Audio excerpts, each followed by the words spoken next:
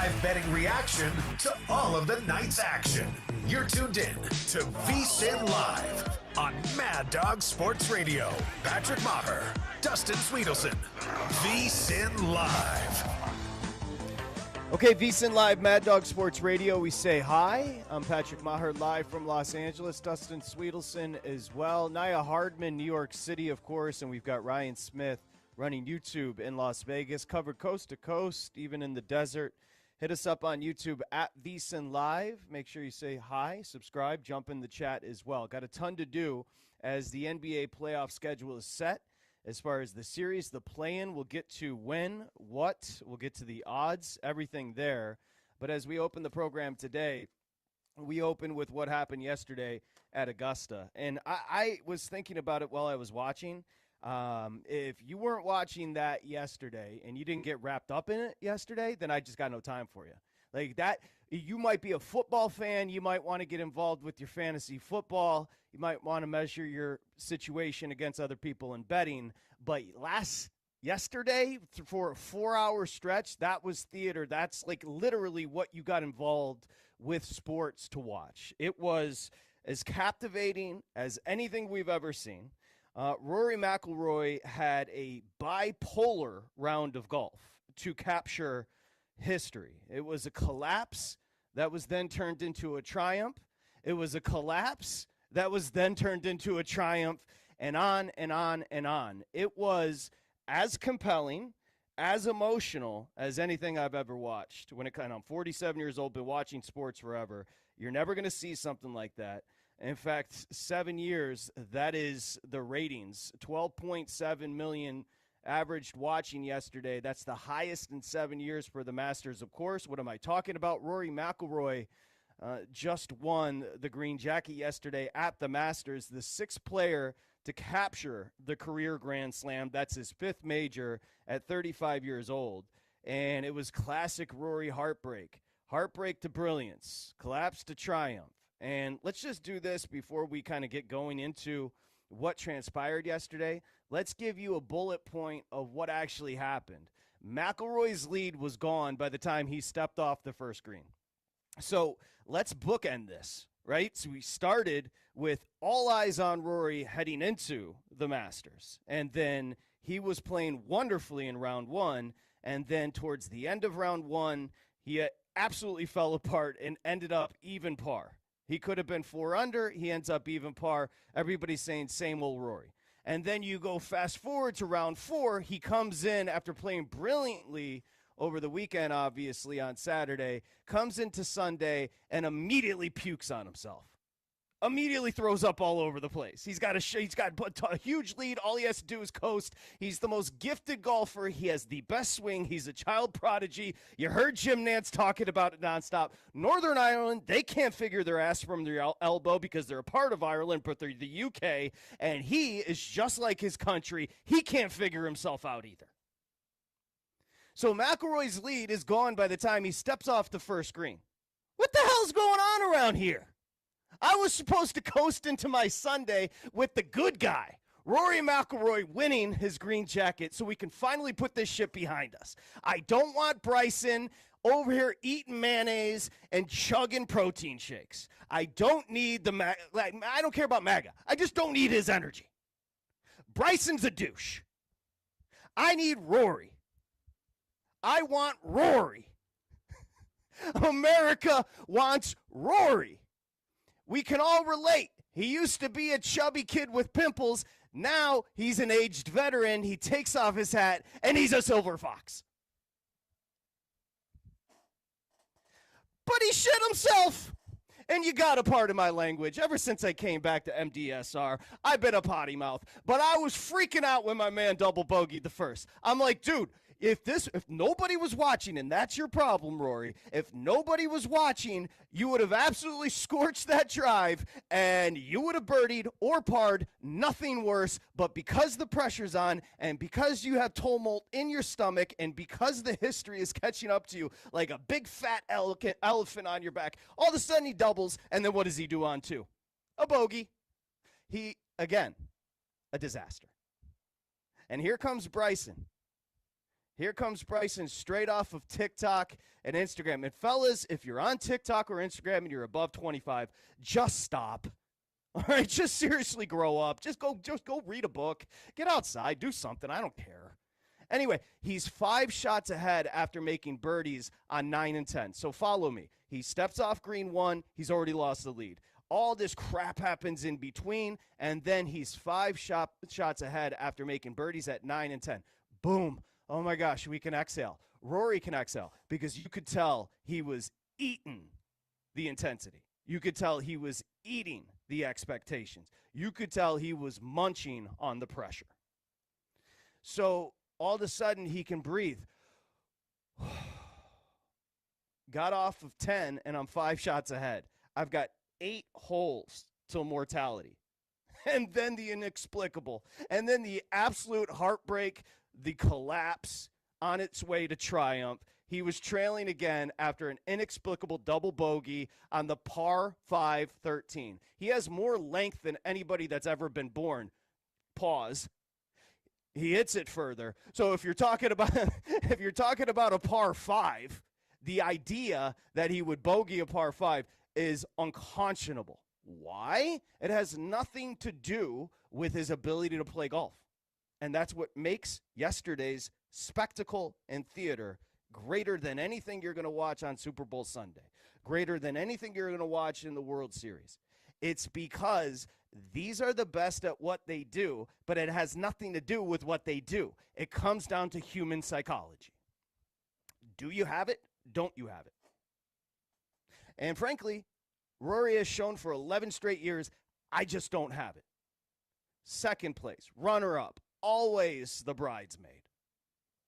And then all of a sudden, he's 5 shots ahead after 9 and 10, and now he's trailing again after a double bogey, pardon me, on par 5 13. His 4th double of the week, and then a sloppy bogey to follow that up on 14. So we saw that on 1 and 2. Now we just saw the same thing on 13 and 14. However, this is the back 9. That's not good. So here he goes. He's alone in first, 470 yards to victory after a bold shot around the trees on 15 and a short birdie on 17. We're going to get to the 2 iron shots that he played on 15 and 17 because they are 2 of the best golf shots that have ever been struck. That is inarguable. We'll get back to those, but first the bullet points. He's 470 yards away with that narrow drive on 18. You've seen it a million times. All he has to do is par it, and what's he do? He goes in the sand. Rory, this is not a vacation. This is a business trip. Get off the beach, ya bitch. What are you doing? Why are you in the sand? That's 120 yards to the hole. You could legitimately do that with your eyes closed. Your daughter, Poppy, could do it. And by the way, his wife iced him out. We can talk about that later, Amanda Bolonius. He dropped into playoff with Justin Rose after, from the middle of the 18th fairway, he flared a gap wedge into the greenside bunker, missed low on a 5-footer that would have earned him the victory. And now that brings us to the playoff. Justin Rose, he might be a Brit, originally born in South Africa. He might be a Brit, and he might be a Hall of Famer, but he's the nicest guy on tour. But he was not in the mood to be trifled with. That 15-footer he drilled to force it on 18 to set it up for Rory to look at was one of the better shots you're ever going to see as well, in the clutch. Then Justin Rose goes over to the practice green. He's just hitting balls because he knows this is his time. So again, collapse, is there going to be triumph? Heartbreak, is there going to be brilliance? Because now Rory has to take a couple of deep breaths, and if you're watching the broadcast, you could tell my man couldn't breathe. He could not breathe. There wasn't you couldn't do enough meditation. You couldn't do enough yoga. You couldn't read more of the positive affirmations that he had in his scorebook. You could do nothing. You couldn't think about Strange. You couldn't think about Curtis Strange. I met people. Get your mind out of the gutter. You couldn't think about anything to relax you. But he's got to go to a playoff, 10, 18, reverse it, 18, then to 10, then keep going until one wins. And what's he do? of course, he birdies 18, and then the ultimate celebration you're ever going to see, because that is why sports matter, and that is why yesterday's event is my favorite event I've ever watched. Because when he collapsed, that was years of suppression, years of pressure, years of all of the baggage that he had just stuffed down, the expectations, and everybody calling him a choke artist. And my family group chat buzzing with, I hope he doesn't choke, because he had become synonymous with choking. When he raised his club, the putter, over his head, he let it go, and then he collapsed forward into a fetal position and just started crying and screaming at the top of his lungs.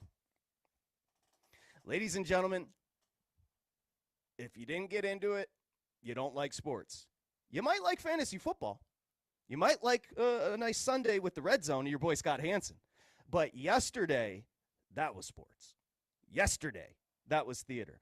That's the reason this dumb network exists, because of Rory's performance yesterday, because of what we watched.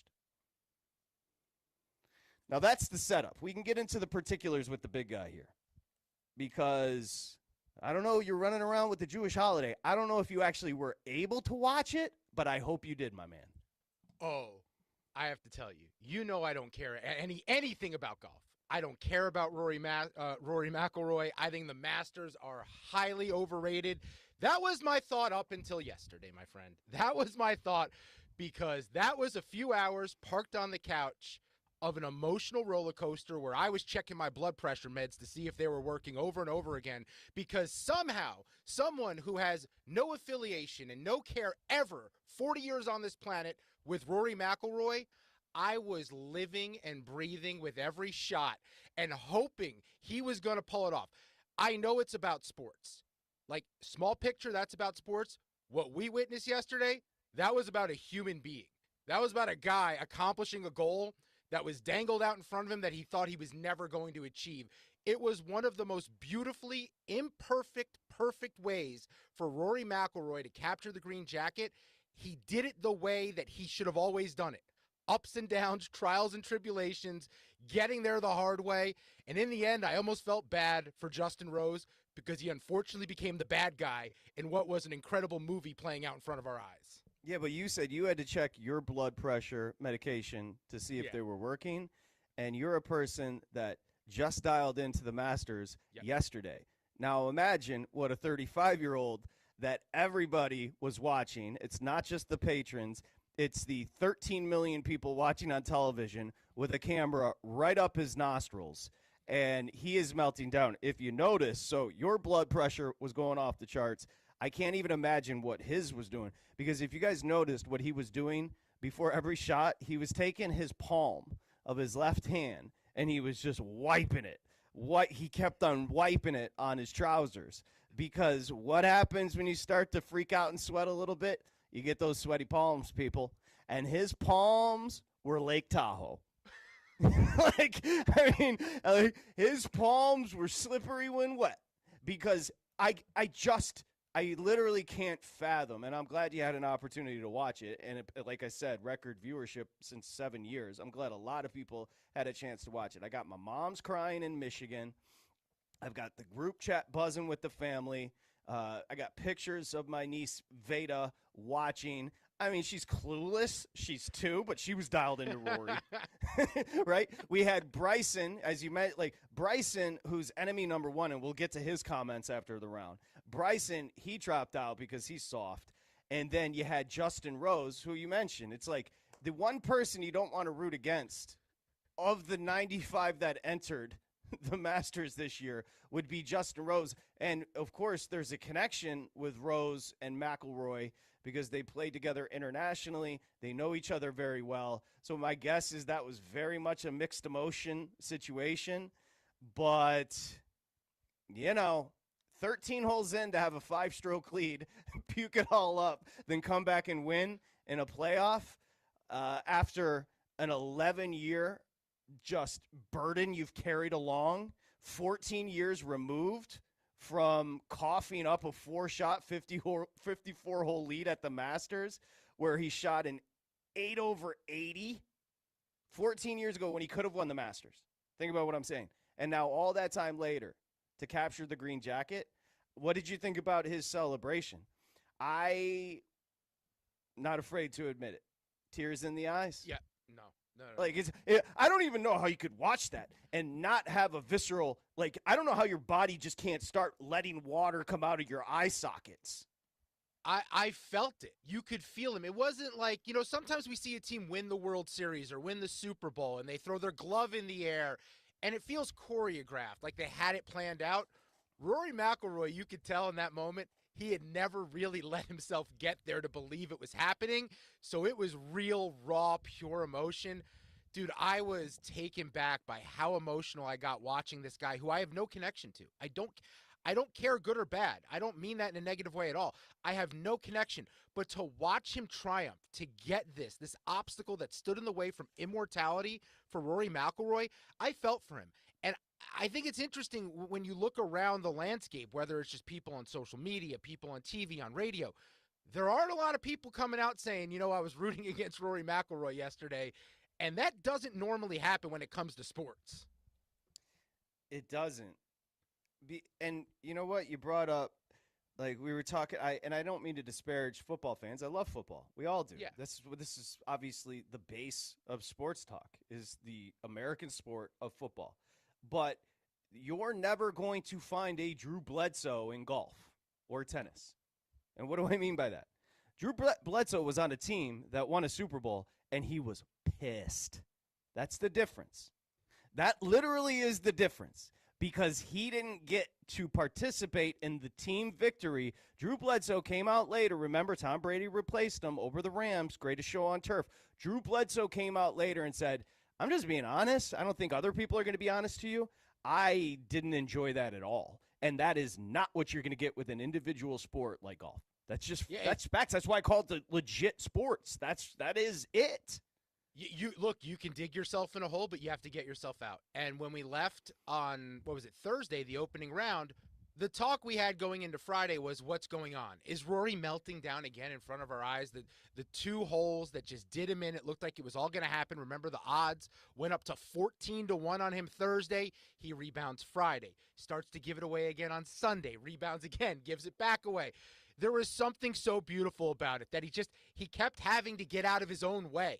It wasn't anyone else. It was Rory versus the course, right? There's no opponent out there. It's Rory having to stop making the same mistakes that's plagued him for over a decade at the best and biggest course that you're competing at every single year that means the most for your legacy. That was the thing. And the individual sport nature of it, for him to have to dig himself out of the hole multiple times, it was a lesson in perseverance. And I just keep coming back to this. I know it has to do with sports, but it also has absolutely nothing to do with sports. It is a human being getting what he always wanted out of one of the greatest hurdles in his life.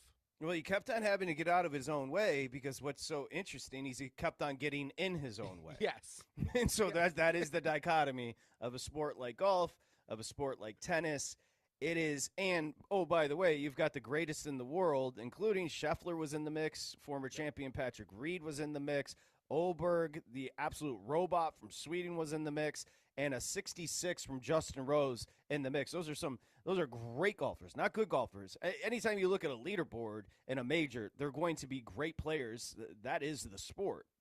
So while he kept on tripping himself up, he's got the greatest in the world chasing him, and they kept on posting on the board, not digital. This is the Masters, people, hand done. They kept posting on the board, Rose has just tied you. Now what are you going to do? Now the pressure's on. And it was, again, collapse into triumph, heartbreak into brilliance. That's Rory McIlroy. That is him.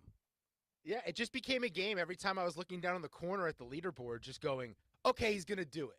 And then like 5 minutes later, they show a bunch of other shots from other golfers. Like, oh, no, it's happening again. Oh, this guy's going to blow it. And then the moment that really was beautiful was that walk back after he did it, after he had the moment to celebrate. And I'm not talking about with his family, but with, I believe it was Shane Lowry on the course, who he hugged, and you see him walking through the crowd, and you just kind of realize how close everyone is, not just on the tour, but I meant physically, like the fans on the course watching him. and you realize how insane that pressure was. And I think another element I'm taking away from this, I think we should ban cell phones at all sporting events. I thought it was beautiful to watch everyone in the crowd in the moment, eyes locked in on this historical achievement, and not be watching it on their cell phones, saving it to a video in an album they're never going to watch again in their life. Yeah, you're right. I mean, that you could tell without the digital distraction that the crowd is forced to be dialed in. But here's the thing. You take every single one of those patrons on the way out and you say, do you wish you had your cell phone? They'd all be like, no, I was dialed in. Yeah. And that I'll is remember the it difference. forever. They're going to remember being present forever. And the presence that Rory showed was immaculate, spectacular. Every shot felt like the weight of the world was on him. And, you know, to be a true narcissist, I'll just say it. Every shot, the weight of the world was on me. And I didn't even have a bet. I didn't even bet on Rory. I wish I would have. I bet on him in every other tournament along with Jordan Spieth. I did not bet Rory. But what he put me through, I'm not a fan anymore. I'm just happy he got it done. Because I'm out on Rory. I'm out on the roller coaster. I don't need the drama. Okay? I don't need to wonder why his parents weren't there. Are they sick? Because nobody loves his parents and nobody loves their son more than his parents. They were there at all the other majors. The fact they didn't travel from Northern Ireland then got me sad because I'm wondering what's wrong with them. That's the only reason they wouldn't travel. You could tell when he talked about his parents in the postgame presser that he was literally about to die. So I just, emotionally, it was just too much of a roller coaster. I can't handle it. I'm too old. No, and then going forward, you look at Rory, you're like, okay, well, now he finally got this monkey off his back. He's going to be free and loose every Masters going forward. The question is, had he not won the playoff, had he lost another one the way he did, I mean, you have to believe it's never happening in his career then. So once we got to that playoff, he absolutely had to check his nuts because he had to win that one. If he doesn't win, Rory McIlroy is never winning a Masters in his life. Instead, he gets the green jacket. Oh, no. I agree. And I was thinking about that while it was happening.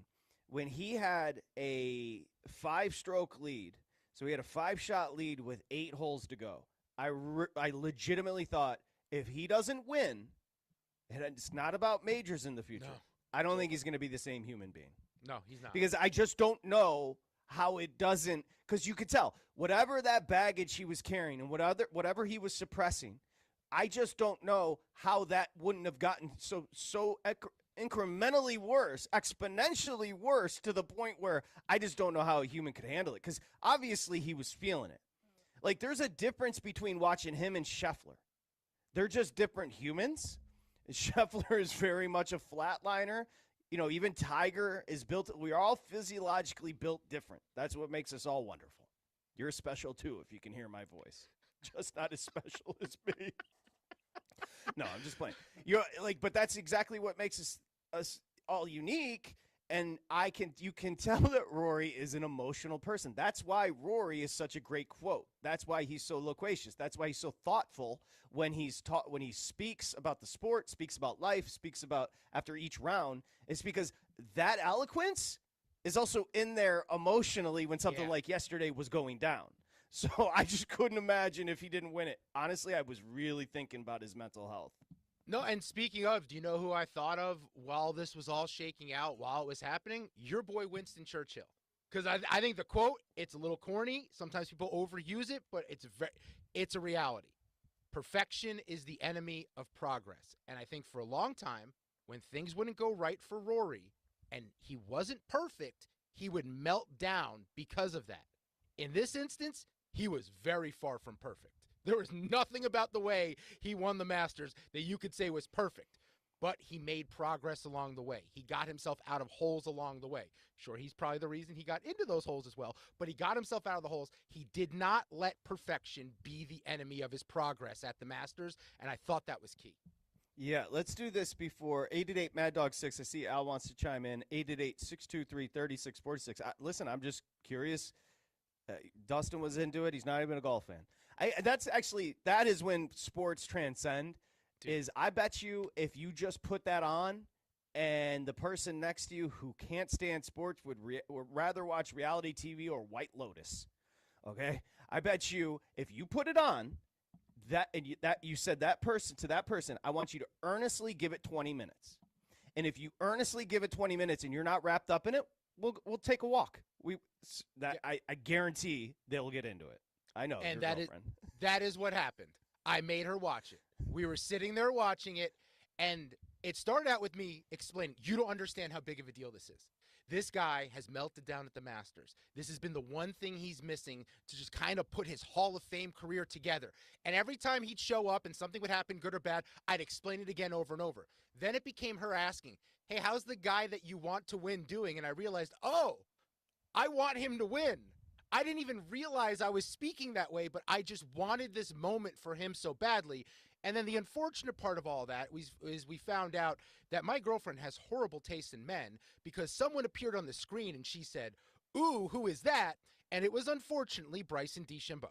So that's who she's attracted to, and I look nothing like him. Well, I don't know anything. She might or might not be attracted to him once she hears him speak and his ideas, okay? Maybe she is, to be honest. It takes a while for those wheels to turn. It takes a while for his wheels to get going. I have no clue. But Bryson, after the round, saying, I didn't talk to Rory. He wouldn't talk to me. Like, he is such a child. And by the way, Bryson's 31 years old. Get over it, kid. We're in a new era. You're in your 30s. Quickly, then phone calls. Bogey at 11. Par at 12. So remember, 5-shot lead after 10. Here's what happened. Bogey at 11. Par at 12. 13. Par 5. He goes conservative. He lays up. Somehow, some way, he ends up in Race Creek. If you didn't audibly gasp and stand up and go, what BF is happening, then I don't know. You don't have a heart. You don't have a soul. I was very close to crying at that point for very different reasons. Like, it was a different cry that I let out at the end. It was brutal. That was a double at 13. Then 14, he's still freaking out. He follows it up with a bogey, loses the lead. Then at 15, somehow, some way, a birdie. Now, let me just say this. The iron shots he hit at 15, remember, 15 was when he was over 200 yards away, and the trees were in front of him. And he bent it around the trees on his second shot. I swear to you, and golfers have talked about it today. They said nobody's ever been, he's one of the great iron players of all time, so we know that. Iron strike. No, they said it's unconscionable what he did. Like, he's so innately gifted, that shot. Then on 17, and you saw it, Dustin, uphill lie, that's when he ran after the ball and said, go, go, go, and ends up within 4 feet or whatever it was. I can't really, in that spot with that pressure, explain those two iron shots. Yeah, no, I just can't. The shot around the trees, it's not just the shot around the trees. On its own, in a regular tournament, you would go, that's insanity to pull that off. It was in the moment where he was on the leaderboard, what he had gone through in this round, and what was on the line. It was unlike anything you're going to see in any sport. I don't know if I'm going to remember where I was watching any sporting event this year. I will remember where I was watching that shot take place on Sunday. Yep, that's well put. 888 Mad Dog 6, 888-623-3646. So I start with kind of two questions. Maybe I'm caught or a victim of recency, but that's right up there for the greatest theater I've ever seen in sports. I don't know. Again, maybe I'm just caught up that it happened yesterday, so you can call me out if you got something better. And I'd just like to know your reaction to the emotional roller coaster. 888 Mad Dog 6, 888-623-3646. Rory becomes the sixth player to capture the career Grand Slam, and we're here to talk about it. VSiN Live, it's Mad Dog Sports Radio. This is VSiN Live on Mad Dog Sports Radio with Patrick Meagher and Dustin Swedelson.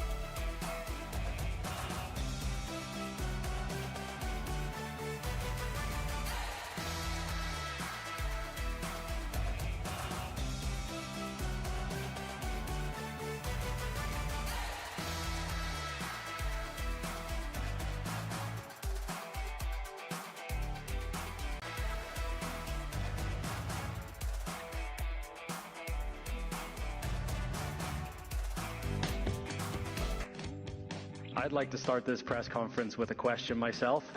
What are we all going to talk about next year? Look, it's a dream come true. I've dreamt about that moment for as long as I can remember. Watching Tiger here in 1997 do what he did and winning his first green jacket, I think that inspired so many of my generation to want to emulate what he did. And there were points in my career where I didn't know if I would have this nice garment over my shoulders, but I didn't make it easy today.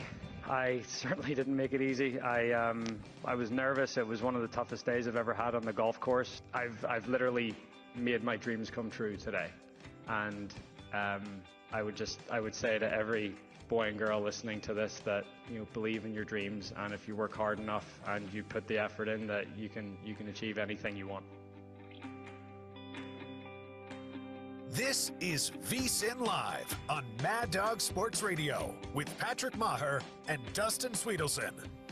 Well done, Naya. That was Rory. What a guy. If he wasn't married and had a daughter, I'd like him to marry her. Just well-spoken, sincere. You love the guy.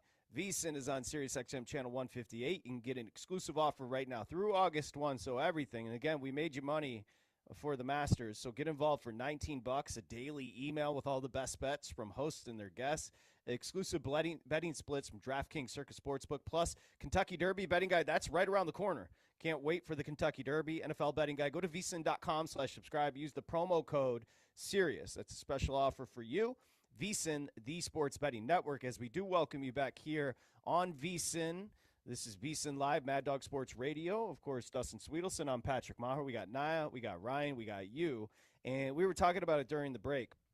Rory, I want you to tell me honestly, when he went to the playoff, if you thought he was going to win. If I put a percentage on it, I'd say 80-20 Justin Rose. Rose he was feeling nothing. He had just went so low as 66. Rory just melted down. You have to turn around. That's what's brilliant about the playoff in golf. It's done right then. You have to turn around and somehow get the energy back up. I would have said 8 out of 10 times Rose wins, and somehow on the first playoff hole, Rory with the birdie, a winner. Well, Rose was dialed in on Sunday, especially late. He had that big putt, that long, what was it, like 20-something feet? Just a monster of a shot by him. I was terrified for Rory. More because I didn't want to have to come on here and talk about a guy melting down again. I wanted something positive. I wanted him to have his moment. I did not want to have to do a show about how Rory McIlroy choked again. Mental health matters, people. Mental health wouldn't have been good today if he would have choked that away. You feel like you're piling on a guy after his worst moment of his life. And unfortunately for him, he's had a lot of worst moments of his life at Augusta. 888-623-3646. Open up the phones for the first time of the week, here on VSiN Live. And a good place to start, our buddy Al in White Plains. Al, the floor is yours. Talk to me. I hope you guys had a great weekend. You too. I sure did. Friday night in the garden with Babchuk and Eddie. And we saw a picture of that with those donks. I mean, you look dapper. Eddie and Babchuk looked like a freaking disaster. Homeless. I'm glad you enjoyed the photo. And Saturday, your favorite young man's 25th birthday, so that was a family celebration. Happy birthday. Very proud of him.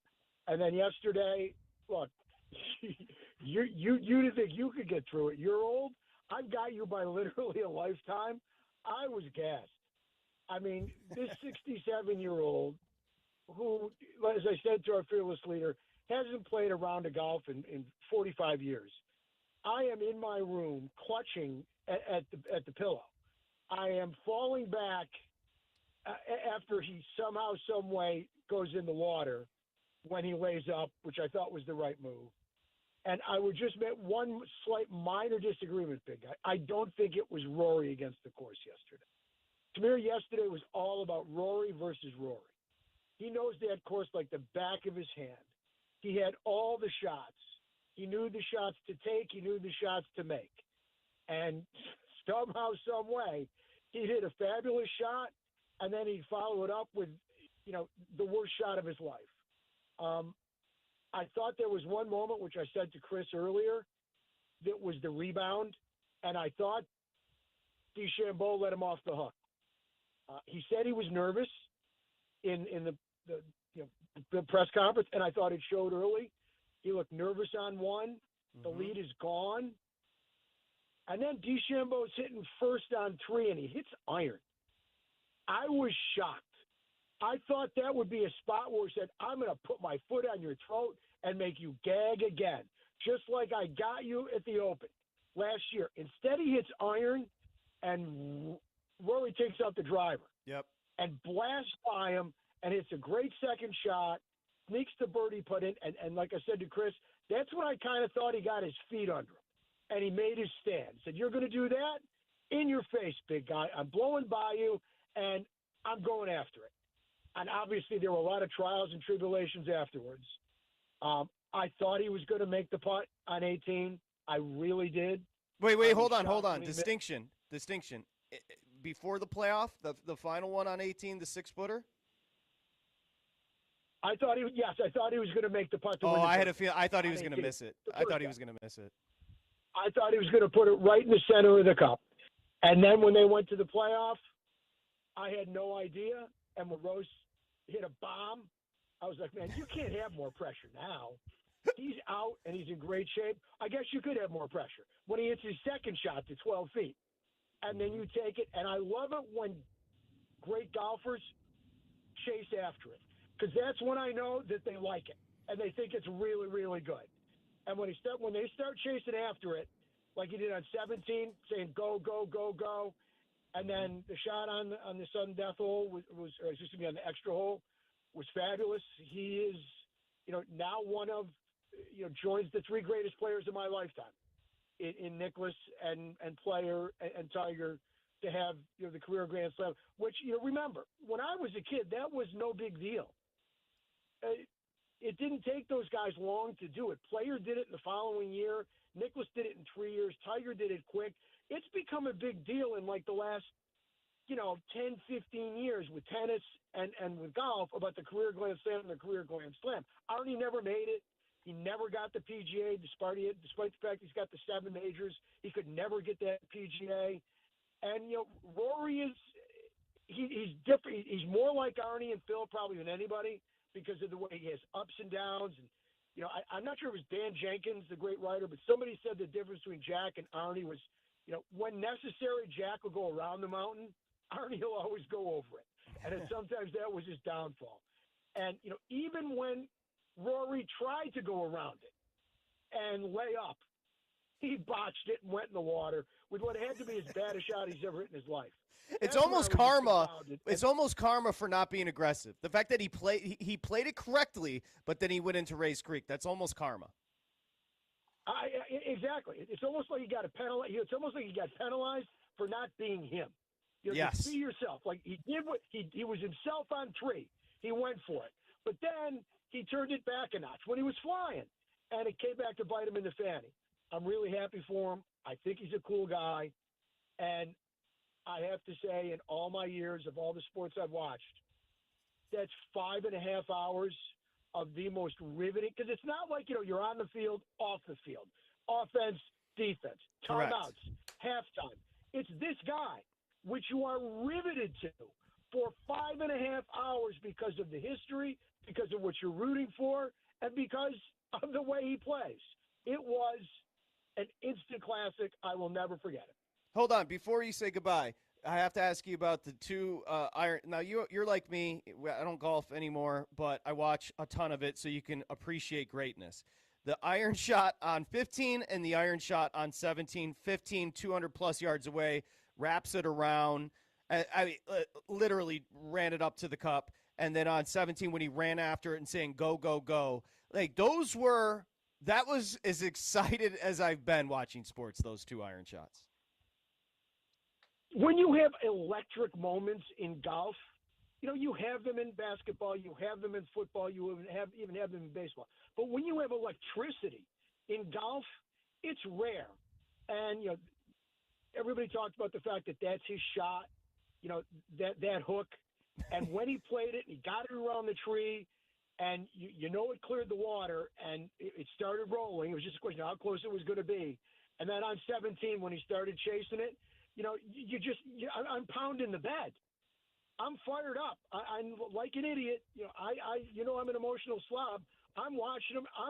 I'm literally in tears when he's walking down to mark his scorecard after it's over, when he can't get over the emotion. I literally have tears streaming down my cheeks as a 67-year-old sap, because that's why my entire life I have adored sports and what these guys do.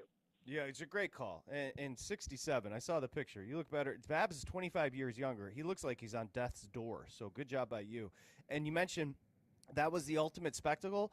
Another reason, you just have the brilliance of nature, because there isn't something that plays better on television than Augusta National. Used to be a forest. They carved out the most beautiful spectacle in sports in the middle of it. It's pristine. He mentioned it, hardly any commercials, no stoppages, no halftime. You just go on the ride for 4 hours with them. And if you got 4 hours of your life to give, you're going to be rewarded on a day like yesterday. Spectacular. You guys got me thinking, because so much of this for me is Rory overcoming, winning that next one. I remember growing up, it was always Peyton Manning can't win the big one. Things change in each sport. There's different guys here and there. With Rory, it was he can't win the Masters. Who's the cross-sport comparison? Because I had two names that jumped out to me, and it's about getting close, and it's about consistently winning, where there's just one piece that eludes them in their legacy. One would be Josh Allen in Buffalo, never getting over, never getting to that Super Bowl, never winning the Super Bowl. And the other one, maybe a little bit different, is Kevin Durant. He's won titles, but he never won one without Steph and Draymond and Clay and the Golden State Warriors. And for his legacy, it does feel like he needs one as well. Rory just got rid of that. The monkey's off his back. He won his Masters. He won that final major event that he needed. But I'm trying to think if there's anyone else who's next up that needs to get the monkey off their back in sports. Yeah, I'll think about it. I would never think of Josh Allen just because I feel like he just got here. I would think of Lamar Jackson. Lamar Allen. would be the other one. Yeah, I guess. But Durant's an interesting way of approaching it as well. I'll put some thought into that. Good call by Al. He framed it very, very well. It was just awesome. It was just. I don't know. You get beaten down if you've watched sports your whole life. Like, all right, seen it all, been there, done that. Especially us. I'm not even talking about just like people that host like to put themselves on pedestals. I'm talking about you as well, because there's not a better audience or a more dialed in audience than the Mad Dog Sports Radio audience. So I feel like it's kind of simpatico. I feel like you guys are all like on the same page as me and the big guy and anybody else. Like, you've watched enough. You've felt enough. When something comes and pops like yesterday, it matters. That's all I can say. It matters. We'll continue with your calls. 888-623-3646. VSiN Live, Mad Dog Sports Radio. This is VSiN Live on Mad Dog Sports Radio with Patrick Meagher and Dustin Swedelson.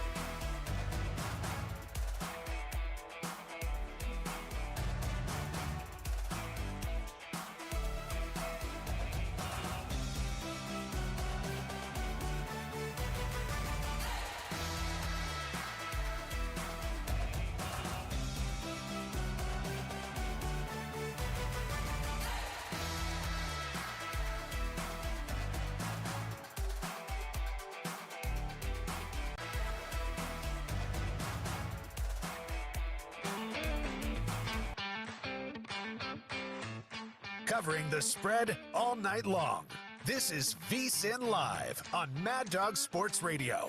Here's Patrick Maher and Dustin Swedelson. Yeah, and so often I think with a tournament, like with golf, it can be hit or miss, right? You can have where all of a sudden it becomes very anticlimactic, where many times when Tiger was just running away with the tournament. There were times when Tiger would go into Saturday and you wouldn't even be thinking about the tournament, let alone the back nine on Sunday. So the concept that he's up 5 after 10, then melts down, then has to come back and win in a playoff, it's like, I'm sure Rory wouldn't have preferred it that way, but I bet now he prefers it that way, if that makes any sense. Like the concept that it became an all-time event as opposed to a coronation, right? There's a difference. Like becoming the dude that is the 6th ever to do something is awesome. Doing it in a way that people will remember forever is a game changer. And that's what yesterday was for Rory. Yeah, and doing it the way you've always done it, where like you've been this close, it's been taken from you by your own doing over and over again, and you kind of had to pick yourself up by your bootstraps and do it yourself if you're Rory McIlroy and figure it out. He just had to figure it out a way to just get it done, and he did, and it was amazing. Yeah, it was incredible. I really enjoyed it. Really, really, genuinely. Our buddy Bill in Chevy Chase. Bill, did you enjoy it? Hey, guys. Yeah, I enjoyed it. Voice went up. It was fine. First, I have to ask Dustin. I don't know if you're trying to sabotage your relationship, but do you really think your girlfriend has terrible taste in men? Yeah, your girlfriend. You think Bryson DeChambeau is better looking than me, Bill? Yeah, of course he is. No. Stop. Look, you got to understand, Dustin has an ego about his looks. He does believe he's up there with Ryan Gosling, to be fair. Yeah, look, if this goes away tomorrow, DXL, Destination XL, will hire me to be the face of their entire brand. They are a big and tall clothing store. I could be a model for them tomorrow. Okay. Oh, so if you want an event that was of equal drama, you're asking for suggestions. I'll tell you one that was incredible that I was at. It was Game 6 of the '86 World Series. And if you were sitting in that stadium, and I realize that's Mets fans, it was like Field of Dreams or something in that last inning. I mean, it was in the air. You felt it. Something like incredible was happening. Nobody had left. So I would offer that That's a good one. Buckner. as an example. It was incredible. Especially, again, to put it in context, because it's, and I really followed the Mets, and it's a ways back. But all year, the Mets fans were convinced the World Series was theirs. It was the team was so good, and all that looked like it was down the drain. So anyway, there's that. And Doug always says, Bill, like the baseball in the postseason without a clock, there is something to that where you're standing there with a bunch of people. There's time for the drama to build. Baseball, that's something special. I agree. Yeah. So, I mean, people can differ on one versus the other, but I would put it in the same category. Let me give you not an alternate take, well, an off the direct topic take. And then I have a question for you about it. Do you know who's the golfer who really impressed me yesterday? I mean, not that he needs to impress me, but that was Scheffler. Scheffler was off in this tournament. I mean, the way they were talking about Scheffler all day, you would have thought it was Friday and he was about to miss the cut. He was hurt, he was off, and he finishes 5th in the Masters. I mean, that's how good this guy is. And, so that's a footnote on this for me. And I have a question for you guys. Of course. Who will end up with more majors? A McIlroy or Scheffler, who's 7 years younger? Oh, I think it's Scheffler. I think it's well put. Scotty was off, and Scotty was in contention. He's a little different. I think Scotty has the temperament where, again, he's only got 2. He's got 2 green jackets. Now Rory's 5. Maybe a snap call on Scotty was a little premature because, as Dustin mentioned earlier, maybe this opens up and alleviates some of the pressure for Rory. Rory is just 35. maybe this opens up an opportunity for him to capture a few more. But Scheffler is significantly younger, and I just see him in contention for the next 6-7 years in every major. Yeah, it doesn't feel like with Scheffler like it's a flash in the pan. It feels like the consistency, the way he's playing at such a high level, even when he's off, I agree. The move is Scheffler. However, I do believe we see a looser, freer Rory going forward at Augusta. I think that could yield a wide range of results. But I also think because he's gotten one, he's still pretty young. There's a lot of opportunities to add a couple more. Yeah, it's wild. They did a good job with the commercials and the retrospectives. It's just, if you think about the fact that he was 14 years removed from coughing up the Masters with the 4-shot 54-hole lead, so that's 14 years. He 11 years since his last major, so he'd been carrying that burden. It is, if you told me 11 years ago that it would take 11 years for Rory McIlroy with that swing and that game to win another major, I would be broke. Because I would have bet a lot of money against that. A lot of money. So what happens moving forward is going to be fascinating. Yeah, that's the element. Yeah, I mean, it's the theater was amazing. We're going to talk to John Wood, NBC Sports on-course reporter, former caddy on the tour, about what we witnessed yesterday. It's VSiN Live, Mad Dog Sports Radio.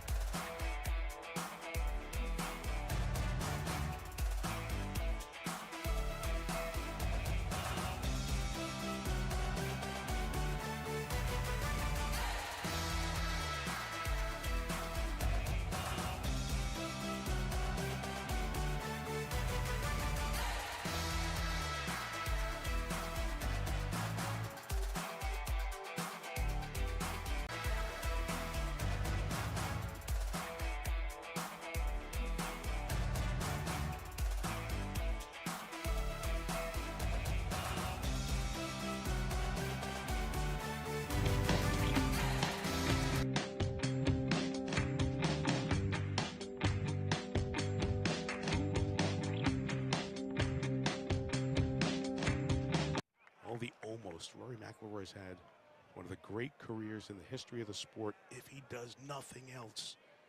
But he's about to enter one of the most special places in the game as a winner of all 4 Grand Slam events. 3 feet, McIlroy walks up to the ball. Rory back and through, and he's made it! He's done it! It's a Grand Slam roar at Augusta National. Rory McIlroy on his knees, bent down in emotion, clutching his head. He's won the Masters. He's won all the Grand Slam events. He's the 6th in the history of the game to enter golf's greatest group. A long hug with his longtime friend Harry Diamond, his caddy. A birdie at 18 for history.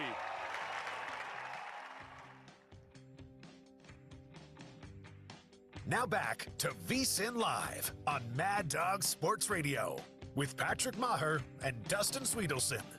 So Tirico had an interesting approach on that call. I mean, he's always brilliant, obviously, as we welcome you back here. VSiN Live, Mad Dog Sports Radio, Dustin Swedelson, I'm Patrick Meagher. But he went with the jinx. He did. He assumed the putt was going in before Rory approached the ball, which is dicey. But he said he's about to join history, of course, with the career Grand Slam, the 6th player to do so. He had a 3-footer. I wasn't so sure with the way that Rory was gripping the putter. So, again, Tirico goes, he's got this in the bag. Let's discuss it more with John Wood. First off, we should get the good news out of the way for John. His San Francisco Giants are 11-4, so that's a good place to start. NBC Sports on-course reporter, of course, former PGA Tour caddy. He's got a lot going on, named team manager for the U.S. Ryder Cup team this year at Bethpage. He's been with Kuchar, Mahan, Calcavecchia. Of course, he's done a lot, and he joins us to talk about yesterday's terrific theater. John, welcome. How are you? I'm doing great, fellas. How are you guys? Yesterday was phenomenal. I was just curious with somebody that's like seen it, been there, 6 Ryder Cups and President's Cups. I was emotional on my couch at home. Did you get wrapped up in the emotion, or are you too weathered at this point with it? No, I definitely do. At an event like that, I'm a Rory fan. I think he's I just like the person. Forget the golf. He's fun to watch, but I just like him. And I was not supposed to root in the media, but I was definitely rooting. And after he got off to that start on Sunday, I just go, you got to be kidding me again. With that double at first, he loses the lead on the first, and then loses it completely. He's trailing after 2. It was so hard to watch the beginning, but then he turns it right around, and that's Rory in a nutshell. Turns it right around with birdies on 3 and 4. He's never, as I was his caddy, Harry. I was texting with him this morning saying congratulations, and he says, my man doesn't do stress-free, and I can't imagine a better way of putting it. Well, John, I'm just curious, you said you got into it, you felt the way you felt for Rory. What do the rest of his peers think of Rory? Like, how is he perceived by the rest of the group? Do you believe that's kind of a uniform thought coming off this historic moment for Rory, that everyone on tour is pretty much happy for him? I think everyone's happy for him, yeah. I think he was probably a little more universally loved before all the trying to negotiate this deal with Liv and get that all figured out, because he's rubbed some people the wrong way over that, which I don't want to get into. But I think most guys really like him as a person, and we're rooting for him. The only person that didn't I know Bryson DeChambeau didn't want him to win, because Bryson, just classic Bryson. Who's listen, say what you want. I don't care about the Liv money stuff, but Bryson's he rubs you the wrong way.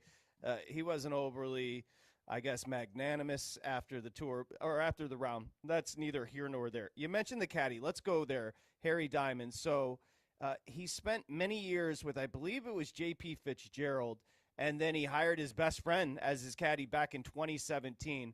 Tell us, before we get into Rory, tell us about Harry Diamond, his caddy, the relationship, and what you know about the two of them together.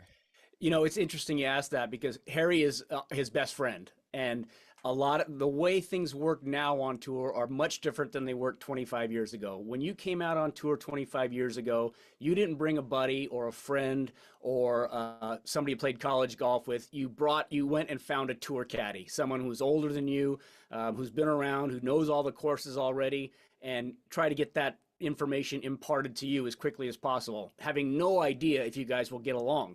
Now it's much different in that guys are bringing out brothers, college guys, college buddies they played with, friends. And in this case, I think it's in golf, especially, I think it's much more important to know your player's personality and how to get him going and how to cool him off than it is giving good numbers.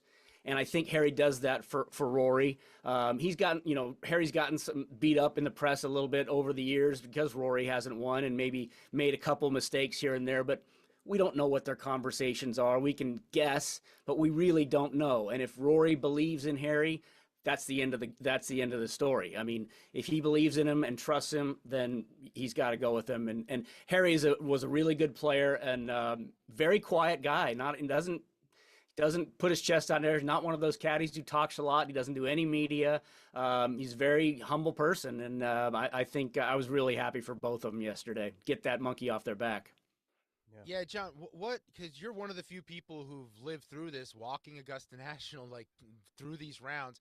I'm just curious, what are the unique challenges that this past weekend brings about that maybe you don't see other places for a caddy in the relationship with their golfer?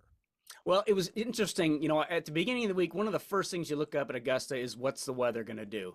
Because if you get 15 to 20 mile an hour winds around that place, it is the hardest place to caddy in the world because it just doesn't go one direction. It swirls all around and changes it from, direction and in intensity and at the drop of a hat. So you got to do everything right, but then your timing has to be right too. I got to hit this shot when the wind is doing what we think it's doing, because if it changes, this is the wrong club. I think Rory has not been the greatest wind player over the years, so I think the fact that it was fairly windless all week really helped him out. He's a high ball player. He likes to hit it high, which is really tough in the wind. He played the best no matter what, but I think the fact that there was no wind really helped him out last week because that wind at that place is just so hard. It's still difficult. The thing about Augusta National is if you go to most regular tour stops and you've got a 7-iron in your hand, you've got a pretty big area for that skill level to hit it. If you miss it a little bit, you're 30 feet, 40 feet, or maybe just off the green. At Augusta, you're trying to land these irons within 3 or 4 yards because there's a hill. If you don't carry that hill, it's coming all the way back. Or if you catch the left slope, it's going 20 yards off the green. So the room for error at Augusta is so much smaller than most courses. And that's the biggest difference there. And the greens are just scary. I mean, they're just, I can't even describe when they get a dry week like that. It putts fast, it's crazy fast, and you hit it like this, and somehow you're still 4 feet past the hole still. And it's just hard to wrap your head around and be patient because it will drive you crazy. Yeah, we're talking to John Wood, NBC Sports on-course reporter, 20 years as a caddy on tour, talking about Rory capturing the green jacket. It's great with HD now too, John, where you can actually see the undulation and you can see like what a challenge that course is, because people have said, no, it's legitimately hard to walk.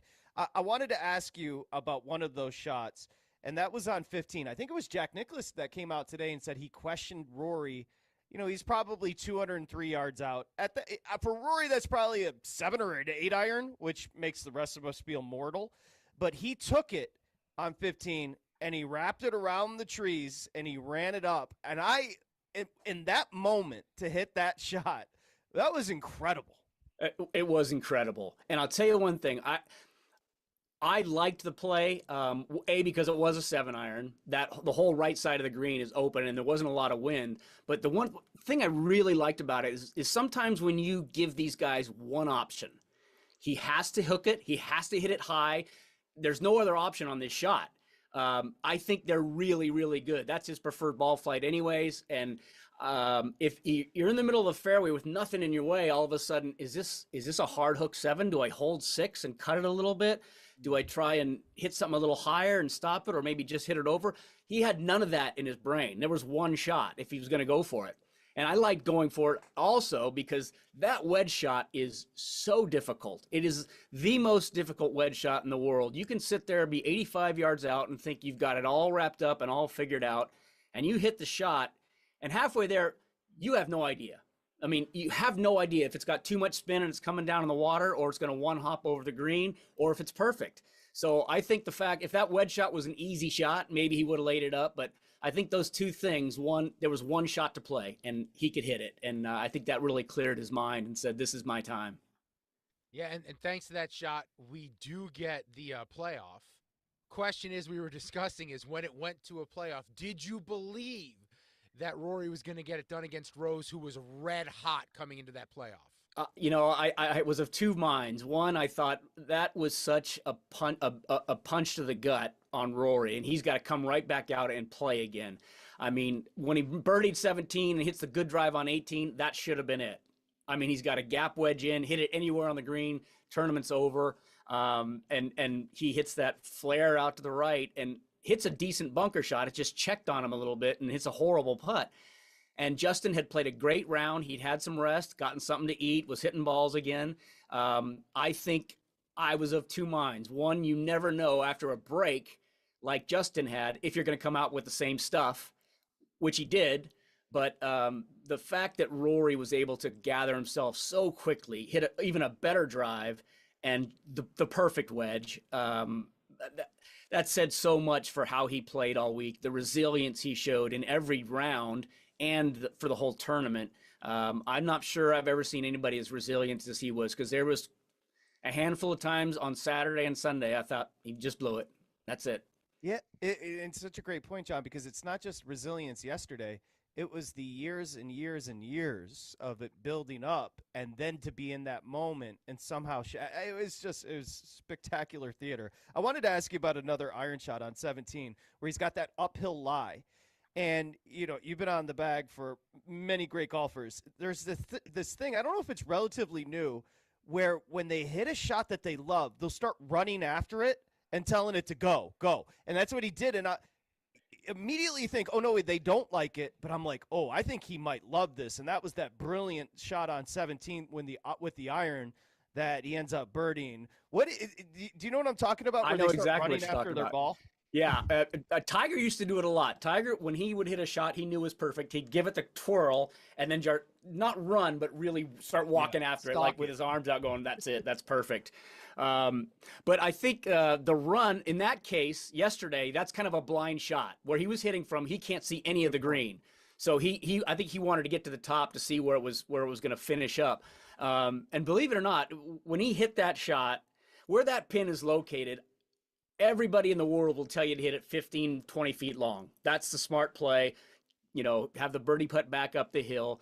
When he hit it, I know when you're caddying, when a player's got adrenaline going, and you can count on 5 more yards out of every iron. And he had to have a ton of adrenaline going. So when he's hit it and started saying, go, go, go, I thought this could be perfect, because he'd probably mishit it just a touch and thinks it needs to go, but he's got so much adrenaline, and it ended up being exactly that. I mean, that was those two shots on 15 and 17 were just outrageous. Yeah, I'm just curious because I'm not the biggest golf guy. It takes a lot to hook me to watch something like I just did yesterday. As someone who's been there their whole lives, what is it about Rory's game that makes him such a special golfer? Like, what is it that my eyes don't really understand what they're seeing in his greatness? He's the best driver of the ball I've ever seen. Now, I didn't see Nicklaus in his prime. We know with Persimmon and Bellata when it was a lot tougher to drive the golf ball. But what Rory can do with the driver, he puts himself in a position where he doesn't have to be great with anything else. Because he drives it so far and so straight. The guy, he carries it 340. He carries it 340. So when he can land on a downslope or get a little run, he's got nothing but, mid irons into par 5s and wedges into everything else. The longest clubs he hits are on par 3s when we're 200 yards or something like that. But he's solid at everything else. Very good iron player, very good pitcher of the ball. But it's the driving that sets him apart from everybody else. It's just where he plays from consistently, week after week. No one else has that advantage. Yeah, I was thinking about when you said it on 17. I just remember thinking, what a violent and he was still taking such violent and aggressive swings with those irons, so that adrenaline is in there. I mean, it was fantastic. Now, on to the Rose playoff. Like, we've heard, you've been around these guys, we've heard Rose is like the nicest guy ever. So by the time we got to the playoff, I'm like, I feel badly because I'm cheering against him, and I really wanted this to happen for Rory because who knows what the meltdown would have been mentally if he hadn't won. But I felt bad cheering against Justin Rose. I don't disagree with you. I mean, I think most people were probably on Rory's side just for the history of it, the Grand Slam and everything. But gosh, Justin's finished second now 3 times in the Masters, 2 playoff losses, 1 to Sergio. So it's got to be heartbreaking for him because he played the round of his life yesterday, practically flawless. And it was funny at the beginning of the day. He's not a name I had circled at all. I thought he might shoot 68, but I thought Bryson and Rory would both shoot, 69, 70 and kind of separate themselves. But for him to do what he did, it's one thing to start off hot, but when you see the leaders come back to you, it's almost more nerve-wracking because now I got a chance at this. Before I was just playing my butt off to try and finish, top 3 maybe, but all of a sudden they come back to you and you're like, oh my God, I got a chance now. And for him to keep up what he was doing was just incredible. Interestingly enough, and I didn't think it at the time, but after the round, I thought about Rory's start yesterday. And I think it almost in a way helped him. He went from protecting a lead, which is scary, especially for 18 holes. You just don't play like yourself. You think, I just got to not make mistakes. And you're thinking about not making mistakes instead of hitting great shots. So he doubles the first, pars the easy second, and he's trailing all of a sudden. I think that almost relaxed him a little bit and said, all right, now I'm going to play like Rory again. He stuffs a 4-iron on the next hole, and he's off to the races. So I think that might have relaxed him just enough to put himself going, okay, I know how great I'm playing. I'm going to get back to what I'm doing. No, I love that because I think we see that in a lot of other sports. Like, we do a lot of betting, and a lot of the times you want to live bet on these teams that don't know how to play with a lead. It is hard from a mental gymnastics element to play with a lead, especially at an event this big. And I guess we're now projecting going forward, right? It's been Rory can't win the Masters. Now he's won one. Now we want to know how many, John. Do you believe there's an element in the mentality for Rory going forward where he's going to be a little bit looser, a little more freer going into Augusta National every year? I think going into every major, much less Augusta National. He's been in a major drought. Tiger's had droughts, but there were always reasons, injuries. Rory's had this huge 10-year drought of majors in the prime of his career. I mean, which is crazy. He hasn't had injuries, but he's been blanked for the last 10 years. I think this win could absolutely take the lid off, and he could make a run in the next 5 years. That's crazy. I mean, I really think that. I think that the stress is off him. That's built up for 10 years. And I mean, you could see his relief yesterday, and I think this could really open up a whole new Rory, honestly. We had a great call from Bill earlier. He said, he's younger, but Scheffler was in the mix and wasn't playing his best. He's got two green jackets, 2 majors. Now Rory has 5. He asked who would go on to win more. That's a fascinating question. But there's disparate personalities. You saw the emotion with Rory yesterday. I don't know if Scheffler has personality or emotions. That's just me. I don't know if there's anything going on there. You've been on the bag for Kuchar, Mahan, Calcavecchia. So, was with each guy, did you have to approach it differently because of their higher or lesser emotion? Definitely. You've got one of the biggest things out there is because golf's unique in that it's a sport where it's the one sport where coaches can't talk to you. The only person who can give you any advice is your caddy. So you listen in with his putting coach and his short game coach and his swing coach and his trainer and his sports psychologist. So you can kind of file that stuff away when you need to use it on the course, because you're the only one that can help him out that way. So yeah, you need to really know your player's personality. When does he need a kick in the butt, and when does he need a pat on the back, and when do you need to boost his confidence and tell him how good he is? And honestly, I mean, I think the really, really, really good caddies, when do I need to tell this guy he's being a little baby? And put your big boy pants back on and start playing golf again, because you're not doing it right now. And guys do that. I'm so impressed with guys that do that. But most players know when they get their caddy talks to them like that, it's kind of like, whoa, I must be really off. If he's talking to me like that, I better. He's probably right. So you got to know a little bit of everything and just kind of be there for him and read the personality, because I think everybody's different. Well, how about the difficulty with a guy like Rory talking about his swing and how far he can hit it, and then you add the psychology in there? How difficult do you think it is for Harry when he's on the bag for Rory with a guy like that in a moment like this? Like, what kind of mental games is the caddy then playing in terms of then playing the mental game with his golfer? Boy, that I guarantee you, Harry went through more emotions than Rory yesterday. Only because you start the day, you feel good about things. He's played great all week. You play the first 2 holes, you're like, oh, what do I? Oh my God, what do I do here? I almost think Harry just kept things normal. Not put a panic in him. It's only 2 holes in. There's no need for a discussion yet. He knows how hard Rory's trying. If anything, he's probably trying too hard. So my guess is he just, maybe talk to him about his daughter Poppy and, and get his mind off it for 30 seconds or a minute as you're walking to your ball. Sometimes that can be just as important as any piece of advice you give him. It is so hard, but you think the caddy's job is done once he gives the number and says, I think it's a 7-iron, but it's not. You've got to all of a sudden you've made the choice, but you have to watch his body language to see if he's buying into what you've discussed. He doesn't, and if he takes too long, you're going, he's not buying this right now. And you need to step in and say, hey, what don't you like about this? Because we need to go over this again. And other times, he's bought in completely and he's going to hit a good shot. But the fact that Harry and Rory are best friends, I think was huge yesterday, because I think at the right moments he was able to relax him when it could have gone sideways. I mean, after 13, that wedge on 13 was 20 yards off, and the whole thing could have gone sideways right there, but it didn't. He just kept playing golf, and I think Harry had a lot to do with that.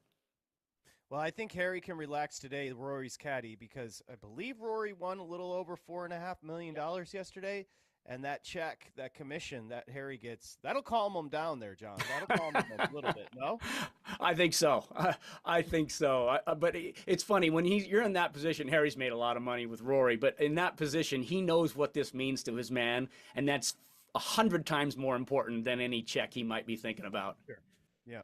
No, I just kept thinking, because I've had long-term friends. I'm like, why couldn't I get not for me to be the great golfer? Why couldn't my dumb friends, none of them achieve anything where I could just ride? I could just ride along with the bag. I love it. It was tremendous theater. Good luck to your Giants. I know you're going to be into that. Also, the U.S. Ryder Cup at Bethpage coming up. John Wood, NBC Sports on-course reporter, at John Wood on Twitter. That was an awesome spot, John. Thanks for your time. Appreciate you. Thank you, guys. Anytime. Okay, there he goes. We'll get him in the next major. That was a tremendous conversation. I like getting inside and looking from the caddy's perspective, because nobody has a better view or front seat. Think about it this way with Harry as well. It's like there was at one point where they were having a conversation where Rory was debating what club to use. And as John perfectly pointed out, there's so much adrenaline. Now think about it that way. You're now adjusting because of the pressure. And I said that Rory's always had a violent swing with his irons and his driver, but it just seemed like yesterday, especially on 17, because it was uphill, like there was just a little bit more violence in the swing. And if you're a caddy, you're like, I have to mitigate. There has to be some sort of adjustment because of what's going through his veins right now. This is fascinating psychology. Yeah, you have to compensate for his compensation. And then on 13, going into the water, It felt like laying up there was the right call. It just didn't happen. I was shocked when I saw that ball falling into the water. You thought it was the right move there, right? Yeah. Laying Oh, up? yeah. It's weird because Al was talking about it's almost like karma because Rory is such a power player that laying up is not his thing. But I think in the moment it was the right call. But what's even more fascinating is that wedge that went into Rays Creek. If you just remove what was happening yesterday and all that was on the line, I mean this from the bottom of my heart. If he took 1,000 shots, it hit that exact shot 1,000 times just with nobody around, I don't think out of any of the 1,000 he's going in the creek. 1,000. Yes. Because it's so automatic. It's automaticity. He has practice and hit so many balls that a wedge shot like that is laughable to these guys. But to go in the creek and go 20 yards right, that shows you what he was dealing with internally.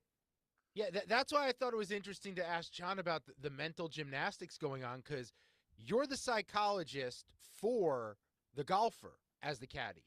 But at the same time, the caddy's got to be his own psychologist and understand how I say this to this person is impacting how they approach this next. And then I have to analyze how they're reacting to what I'm saying. I thought that was an interesting tidbit. When you hand them the club, you say, this is what we're going to do. And then you realize they're taking a little bit too long. You then have to call a timeout, step in and be like, what's going on? What's in your head? Because it's your job to clear their head. It was awesome. Again, I said it was my favorite sporting event, and again, I could be a victim of recency bias because it happened yesterday. But it's hard to think of better. That's it. Here's what I'd say. Better. Tell me what we could possibly get the rest of the calendar year that's going to beat that. That's the Super Bowl always stinks. We have to admit that. The NBA playoffs go on forever. We're exhausted by the time it's over. Baseball, no one's paying attention. It's football season. What event is going to get you in a vacuum the way the Masters can capture you on Masters Sunday? You don't necessarily have to watch all of Thursday, Friday, Saturday, but Masters Sunday is a different beast. I don't know what on the calendar can live up to what we just saw this year. I would say the only thing that compares to it would be 2008 Wimbledon, Nadal. Now, this is something Nadal and Federer in 2008, they played a 5-set match that Nadal won that there's been books written about. Is that the one that went hours? Oh, yeah, Into the Dark. There's a great book. I'll get it and coming back, I'll let you guys know which one it is. But there's a great book that was written literally just about the match. So I remember I was in South Carolina with my buddy Mark. We watched it. I had those same emotions I had yesterday. So those are the two. 2008 Wimbledon final with Nadal and Federer, and yesterday watching Rory. Those are my two in my lifetime. 2008 was a long time ago. That just lets you that puts it into perspective. Not recency bias. The fact that your only comp is from 2008 lets you know yesterday was a special day in sports. And yeah, I love that we're not running into the people trying too hard to be a contrarian and to poo-poo it and act like it wasn't special. It was. You cannot say anything other than that was one of the best sporting events you're going to see in your entire life. That's it. Let's come back and take some more calls on this. We're going to go top of the hour. Then we're going to have our buddy Zach Harper talking about the NBA playoffs. The seedings and the matchups are set. The play-in set as well. By the way, the book, Strokes of Genius, Federer, Nadal, and the Greatest Match Ever Played. That is the book if you're interested in reading something that's really cool behind the scenes of two all-time greats. Strokes of Genius, that's what my nickname was in college. Well played. Well played. Rory, sixth player to capture the career Grand Slam, and he didn't make it easy on himself. He didn't make it easy on us. We'll take your calls. VSiN Live, Mad Dog Sports Radio.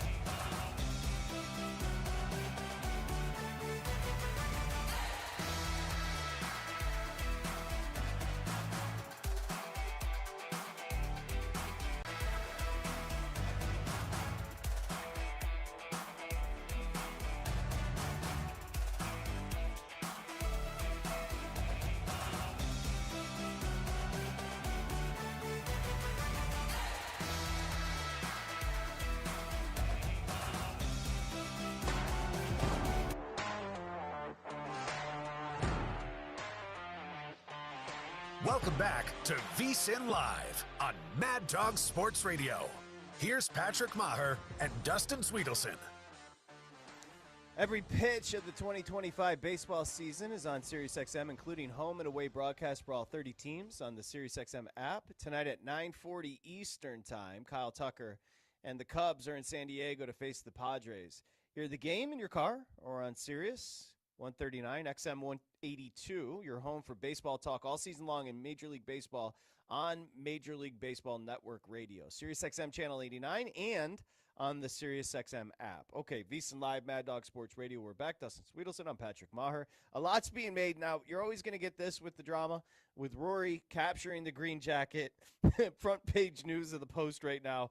Master snub. Rory slam for leaving his wife out of the Masters victory speech. Body language experts did say it seemed a little icy when he went to give his wife a hug.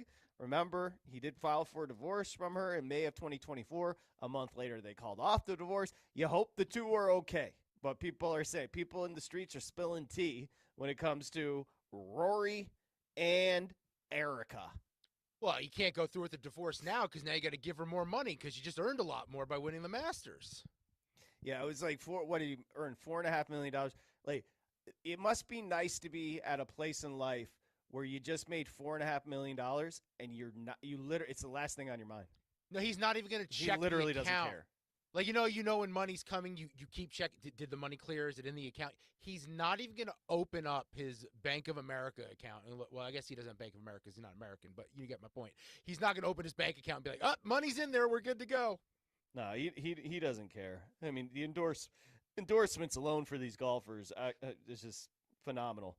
But, yeah, there's tea, as always. Let's get to the calls, 888-623-3646. We say hi in Dallas to our buddy Tony. Hey, Tony.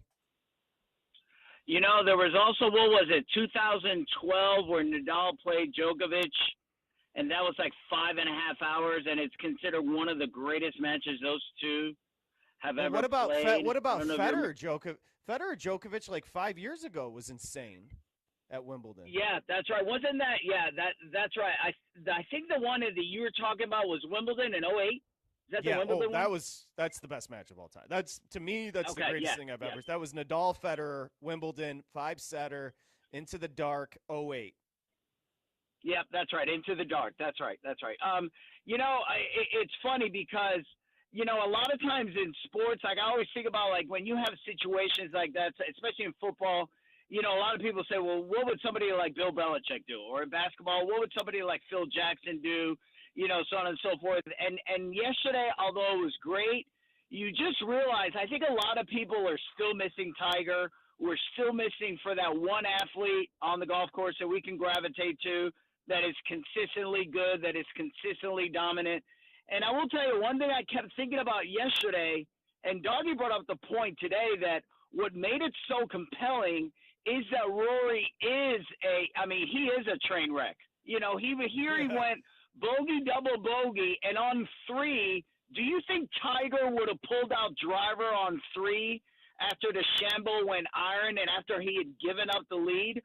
Probably not, because if Rory doesn't nail it with that driver, he's done. Like, that was a ballsy move on 3 in the final on the final day of the Masters. And again he did it. He had the lead and then he blew up again. And then when DeChambeau went in the drink, and then he pulls that 7-iron for 206. And Doggy had Andre on today, and he said, he barely cleared those trees. Like, that would have been – and again, it's almost like he puts himself in that situation, but then it causes for the immediate theater, and 19 million people tuned in to watch that yesterday.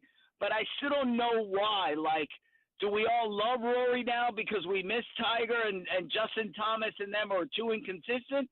Or because we were waiting for Rory to blow up? Because when he was blowing up, you look on Twitter, everybody was just salivating at the fact that he was blowing up, and not as much in the end that Howie won. Does that make any sense here? No, it does. It does, because that's the reason Rory used the line in his post-game presser. What are we all going to talk about leading up to next year? Because he knows that while he's imploding, social media is having a field day. and it's funny you said, because if you think about the double on 1, then the bogey on 2, and then think it's almost mirrored what happened to start his back 9. He obviously birdied 10, but then he bogeys 11, he doubles 13, double bogey, and then he bogeyed 14, and then he settled down. But that's exactly what he did. It's almost like you can't have good things. He has to create his own pressure. He can't relax. He knows if he relaxes, it's all going to fall apart. So instead, he puts himself into these dramatic positions where he's constantly having to climb out of holes. Yeah. In 19 with Tiger, I guess you could say never thinking he'd win a major ever again after all those injuries and after the sex and after the pills but his comeback wasn't as dramatic because everybody in front of him was just kind of melting down. So it was kind of ho-hum as Tiger won in 19. This wasn't, because Rose was playing out of his freaking mind. Rose is a Hall of Famer. No, and what's interesting about Rose is if Rory doesn't exist, I know Rose wins technically, but the talk going into Sunday is that Rose blew it. I know he had the lead and no one believed him. And from a betting perspective, we talked about it Thursday and Friday. The betting market never believed Justin Rose was going to finish the job. He was always priced as like 4th, 5th highest on the board, even though he had a lead at the Masters. Everyone just kind of envisioned this happening. But if it's not Rory and it's someone else who ends up beating Rose, we're talking about him having one of the all-time meltdowns at Augusta. But instead, the story is Rory.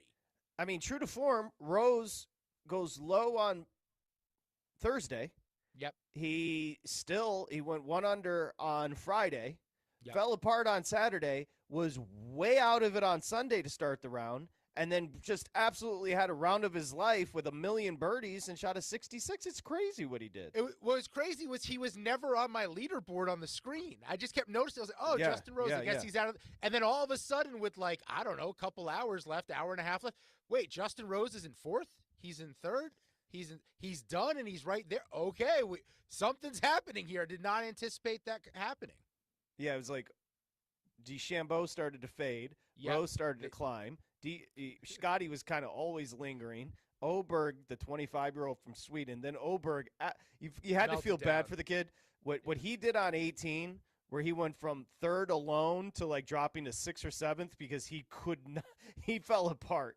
He got the yips. That's why Rory was standing at the tee box on 18 for so long, because Oberg couldn't finish up his round. That was crazy.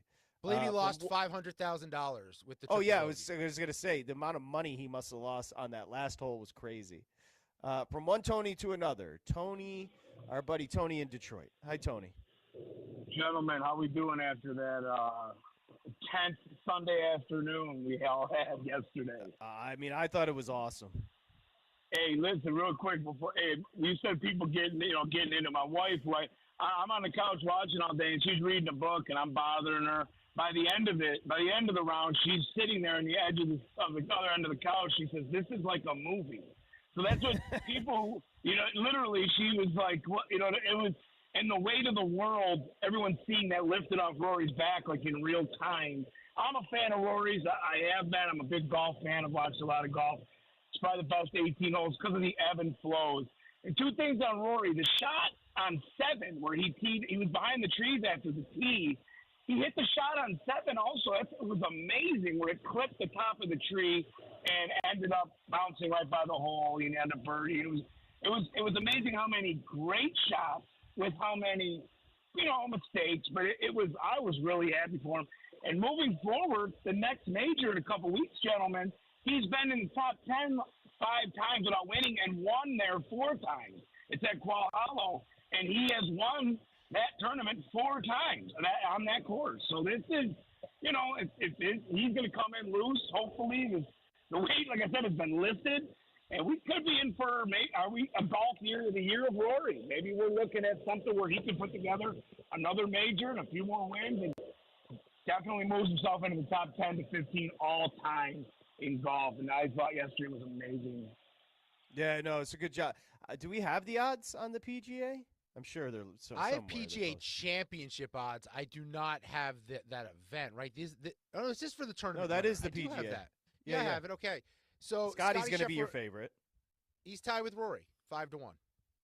Nice. Top the board. a good price on Scotty. You know what? Well, having said everything I said about Rory, that's a tremendous price on Scotty. Yeah, no, it's one of those deals where it's like maybe the Rory hype coming off the Masters gets you a bit of a discount on Scotty because the market like gives them a little leeway. So after them, though, it's a massive jump.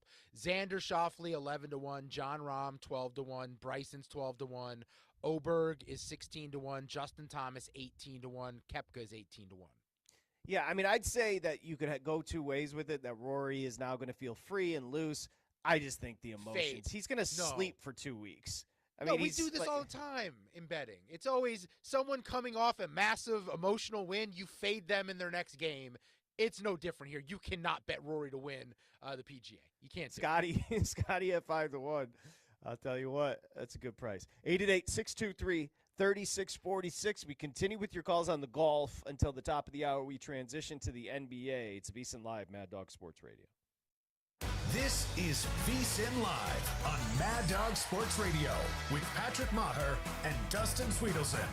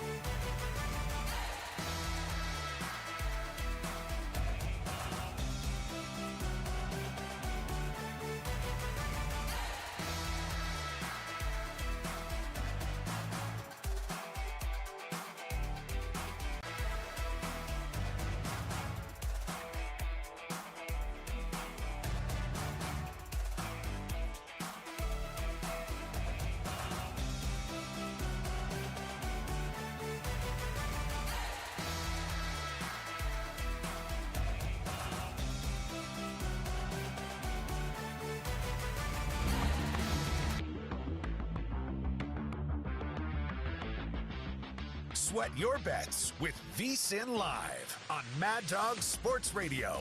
Here's Patrick Meagher and Dustin Swedelson. All right, so the Tigers, 9-0. Dustin just told me that Scooble's got a no-no, so he's through 4. Scooble, who his first 2 outings, it's not like he pitched poorly, but he picked up 2 L's. Now he's been, the Cy Young that he is the last few. So he's got a no-hitter through 4. We'll keep you updated. Tigers a big lead there. Cubs, Padres are coming up later. I'll just say this. Bud Black must really like managing baseball because the Rockies are 3-12. And he's been there forever, and they've been this bad for the last, 5 years. He must love managing baseball to stick around. They didn't score a run over the weekend. To play 3 games and not score a run, that's almost impossible. They're 3-12 on the season, outscored by the Padres, 16-0 over 3 games. Michael King with a complete game the other night just dominates them, 8 strikeouts in 9 innings. I don't know if this is a conversation people are having, but maybe we need to rethink the idea of Colorado and Denver having a professional baseball team. It's not going well, that's for sure, for the last few years. Let's get back to the calls on Rory. Our buddy David in Buffalo is a big golf guy. David, hi. What's up, guys? Thanks for taking my call tonight. How you doing? Of course. Good, buddy. How are you? I'm great, man. That was exhilarating to watch yesterday. What a tournament, man. I thought Bryson was going to win. I honestly thought Bryson, being that he had won, a couple U.S. Opens and beaten Rory. But I'll give Rory all the credit in the world, man. Every time that guy was down, he found a way to get back up. And, he hit some unbelievable shots that were, shots of a lifetime. And then, his wedge play is marginal, as we saw yesterday, for a guy that caliber. But, the thing is about him is, you look over the last several years since Tigers really stopped playing full time, he's the best player in the world. Scotty the last couple of years has been really good, but Rory, in between these major wins, he had 19 wins. Find another guy who's had that many wins. I don't care what tour they're on, LIV, PGA Tour, European Tour. Rory has been the best player. And, all these people were crapping on him all these years because he couldn't win a major was fair. But let's say this, his record's darn good, man. And now I think this is going to open up the floodgates for him to win more because I'll tell you one thing, his ball flight off the tee travels everywhere. It's just you got to tighten it up a little bit inside of 100 yards. But other than that, man, I think right now he's the player to beat at Quail Hollow for the PGA. Good job, David. David loves golf. Yeah, listen, for somebody that is as dominant, probably the best driver ever of the ball and one of the better iron players you're ever going to see, the wedge and the putter leaves a little bit desired, but he's just great. He's one of the all-time greats. That's what it comes down to with Rory. Let's say hi to Duncan in Connecticut. What's up, Duncan? What up, guys? So a couple of things. One thing that I thought was hilarious, my favorite moment from the Masters, Max Homa had this shot where he was hitting out of the rough, and he was looking at the green. He's looking at the caddy that's holding the flag. I don't know if Homo is going for the flag or what, but he's looking at the caddy, and he hits a punch and run, and it hits the caddy, and you could hear Homo scream, "Oh, gosh darn it!" Like he's sitting there screaming. And then the caddy turns around, says, "Oh, my bad," and then runs away as if that was going to make a difference after the shot had already happened. Can't make up for it, bro. I thought that was hysterical because then the caddy's just looking at him like, "Oh, well, my bad." But why was he hitting the ball into the caddy to begin with? I'm not sure.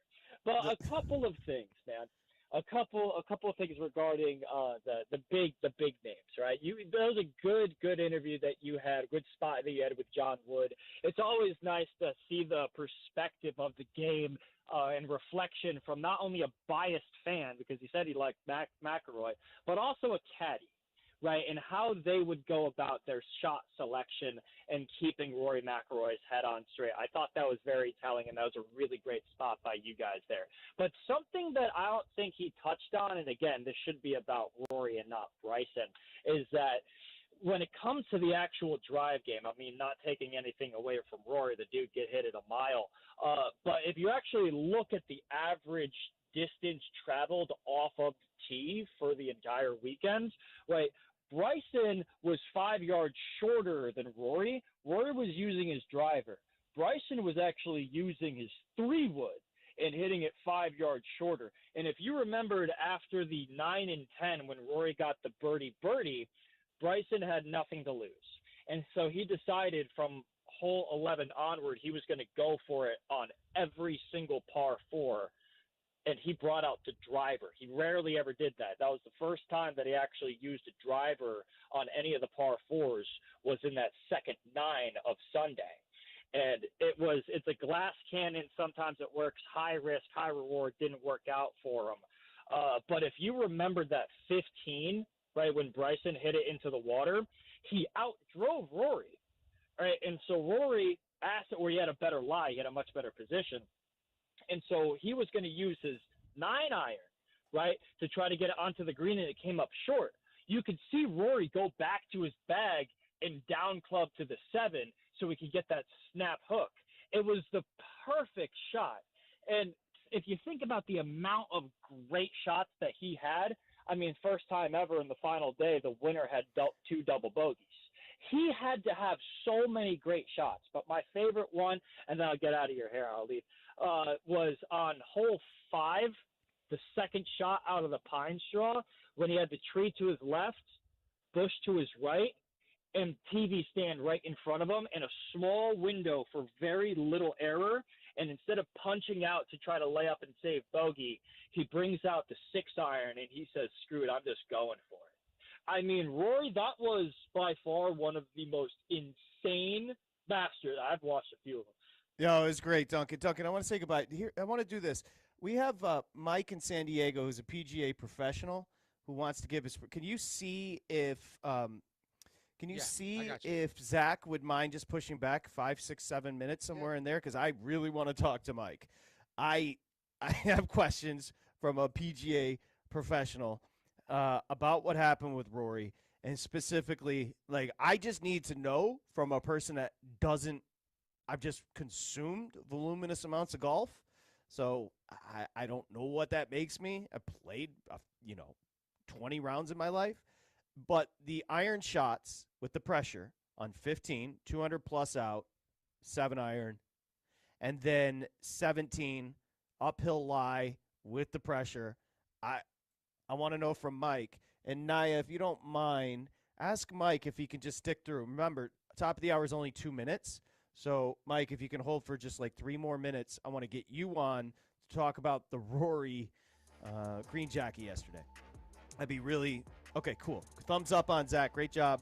We're going to come back and hear from a PGA professional on Rory capturing the green jacket yesterday. Thrilling theater. Just tremendous entertainment. Can't get enough of it. It was incredible. We're back. VSiN Live, Mad Dog Sports Radio. Covering the spread all night long. This is VSiN Live on Mad Dog Sports Radio.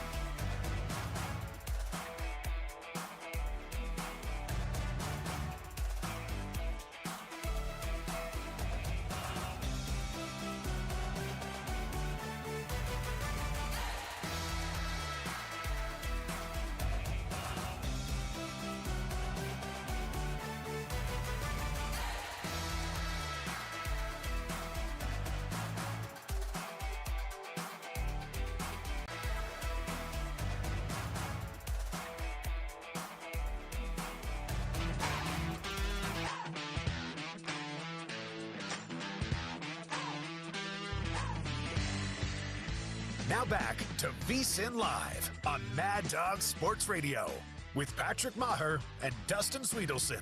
Okay, postseason field and matchups and numbers set for the NBA. We're going to get to that with Zach Harper in a couple of minutes, but we've been talking, and well-deserved, we've been talking for 2+ hours about Rory McIlroy. Listen, I said maybe it's recency bias, but that's about as good as it gets from a theater perspective, from sports. It's the 4 hours that I couldn't imagine doing anything else. If you're a sports fan, if you're a human fan, like just the psychology of everything that went into that, to me it was incredible. And Rory, of course, with the green jacket, 6th player to capture the Grand Slam. So I went to break saying this because it just said on my call screen here that Mike in San Diego, PGA professional, he wants to give his perspective on the Masters. So I appreciate, Mike, your patience for holding. And we say hi. Welcome. Hey, thanks. Good to be on with you. Great to have you on. I'm a local PGA professional out here in San Diego. I've been a PGA member for 25 years. I just celebrated Awesome. 25 years. Congratulations, man. That's quite a feat. And I'm guessing you were dialed in like the rest of us yesterday watching this? Well, I was, and I'm going to give you kind of a funny story because a good friend of mine who's also a PGA member, as a benefit of PGA membership, you get free entry into the Masters. So there are several PGA pros all over the country that make a trip out to the Masters just for the free entry into the tournament. And and after the tournament, I called them. They're stuck in traffic leaving the Masters. And I'm so glad that I was watching it at home because I could see the drama unfold. When you're there, they had no idea what was going on. Like at 15, they're asking me, what happened on 15? What did Rory do? They didn't get to see the drama unfold, and they were there at the tournament. So, everybody wants to be at the tournament, but if you really want to see the drama unfold on the back nine at the Masters, you want to watch it on TV. So let's do this. Mike's a PGA professional. Let's do this. Let's just start with Rory. Then I want to ask you about a couple of specific shots. Start with Rory McIlroy as somebody that is as skilled as you. What makes him special? Well, he's probably one of the best ball strikers on the tour. I mean, bar none. I think if you look at some of the tournaments or some of his lack of success over the last few years, it's been with the putting. But his swing, all of us see his swing as probably the best on the PGA Tour. And his ball striking ability is unbelievable. But he struggled with the putter in some of those events that he didn't excel in. And that's what it boils down to on the PGA Tour. All those guys can hit the ball. And a lot of them are hitting it a mile, but it comes down to how many putts you're making. I mean, look at Justin Rose. I think you guys were talking about Justin Rose choking. Do you realize Justin Rose had 24 birdies in 4 rounds? 24 birdies. That's crazy. And ended up only 11 under par. No, it's crazy. Let me ask you about Rory and the shots I singled out. On 15, which your friends didn't see, 200-plus yards out, 7-iron, wraps it around the tree, up for the birdie. From a professional perspective, how tough was that shot? Oh, yeah, that was amazing. I mean, you look at the shot that he had, what was it, the day before where he overshot the green and then hit it into the water? He had a much more clear shot. I think it was a 6-iron the day before. And this one, he had to carve it around the tree. He had a perfect draw, and it hit the perfect part of the green to, roll up to where he had a makeable eagle. So, yeah, an incredible shot. And then 17 with the uphill lie, Mike, where he starts running after the ball. Was that also a tough iron shot there? No, not really. I mean, actually, you want an uphill lie. You'd rather have an uphill lie on a shot like that versus more of a downhill or even a flatter lie. It's an easier shot. It's an easier shot to hit for sure. He just didn't think he caught it, and I think that he didn't think that he caught it, but he knew he hit a good shot there. was just a matter of is it gonna catch again the right part of the green and trundle up to the hole like it did. Yeah, it was incredible. I'm glad you got to watch it from home. There's Mike in San Diego, a PGA Tour PGA professional. So, like he said, he could have been there. He watched that home, enjoyed it. Let's see. Let's take a guess if our next guest was into the golf yesterday. Zach Harper, one of the renowned NBA voices for many years. You can go back to CBS Sports, now The Athletic, NBA writer. You know him, SiriusXM, NBA radio host at Talk Hoops. He's a legend. Here's the question. Now, if San Diego basketball's on in the tournament, he's going to be dialed in. But I don't know if he's going to give up the final day of the NBA regular season for some Masters golf. Did he, Zach Harper, do that? I watched. I absolutely watched. That's you love to see it. Good job. Now, Mike. it went from TV to iPad to TV to phone to TV. So, you know, it was all over the place in terms of devices. But yeah, like, and I'll be honest, you know, I could not care less who won. When he started to choke, I found it hilarious. When he then got his redemption, great. Just didn't care one way or another. I was here for the chaos of it all. It's a great story. Happy for him. Not super tied to it emotionally. I do like the Masters. I like the major events, right? Like I like the big stuff. I'm not here for like the little events and all that. Not a big golf person. Don't golf. I mini golf. I'm into that. That I'm into. Like let's do that all day long. But recently was asked by a friend group, should we get into golf now that we're getting older? And I've swung a golf club like twice in my life, so I'm up for it. I feel like I could do it. I think it's a progressive thing. It's you take up golf, then you switch which political channel on cable you watch. You change who you're voting for. Like it's as you get older, that's just a transition we all go through. Yeah, I think that's what you have to. You have to like kind of progress that way or regress that way, depending on where your your holdings are. But yeah, eventually you just end up just in Newport Beach. That's eventually just where you end up. Yeah. Either way. Well, I'm curious. Look, you're a notorious hater. You want to cool the jets on a lot of things that everyone's having fun with. Yeah. There wasn't a part of you that thought Rory McIlroy, with everything he's gone through, like I want him to have this moment. You were okay with the meltdown?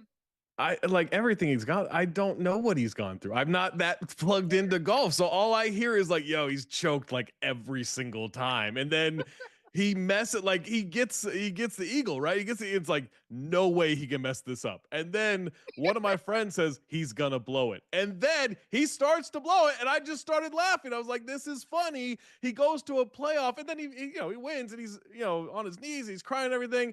And my friend, another friend in the group is like, this is so great. And I'm like, I'm back to I'm gonna go back to the Clippers Warriors game. Like I gotta write. Hey, you wanted the drama. Listen, I'm not saying Newport Beach is political, but I bought a coffee and got a tariff on it. You know what I mean? Like it was I couldn't get out of there. Good job by Zach Harper. Let's talk. Well, before we get to the playoffs, let's back up to Luka returning to Dallas. If yesterday was theater, last week was equally theater. Like I couldn't believe that Luka was crying. I couldn't believe they had the balls to do the retrospective before the game. There was just so much in it.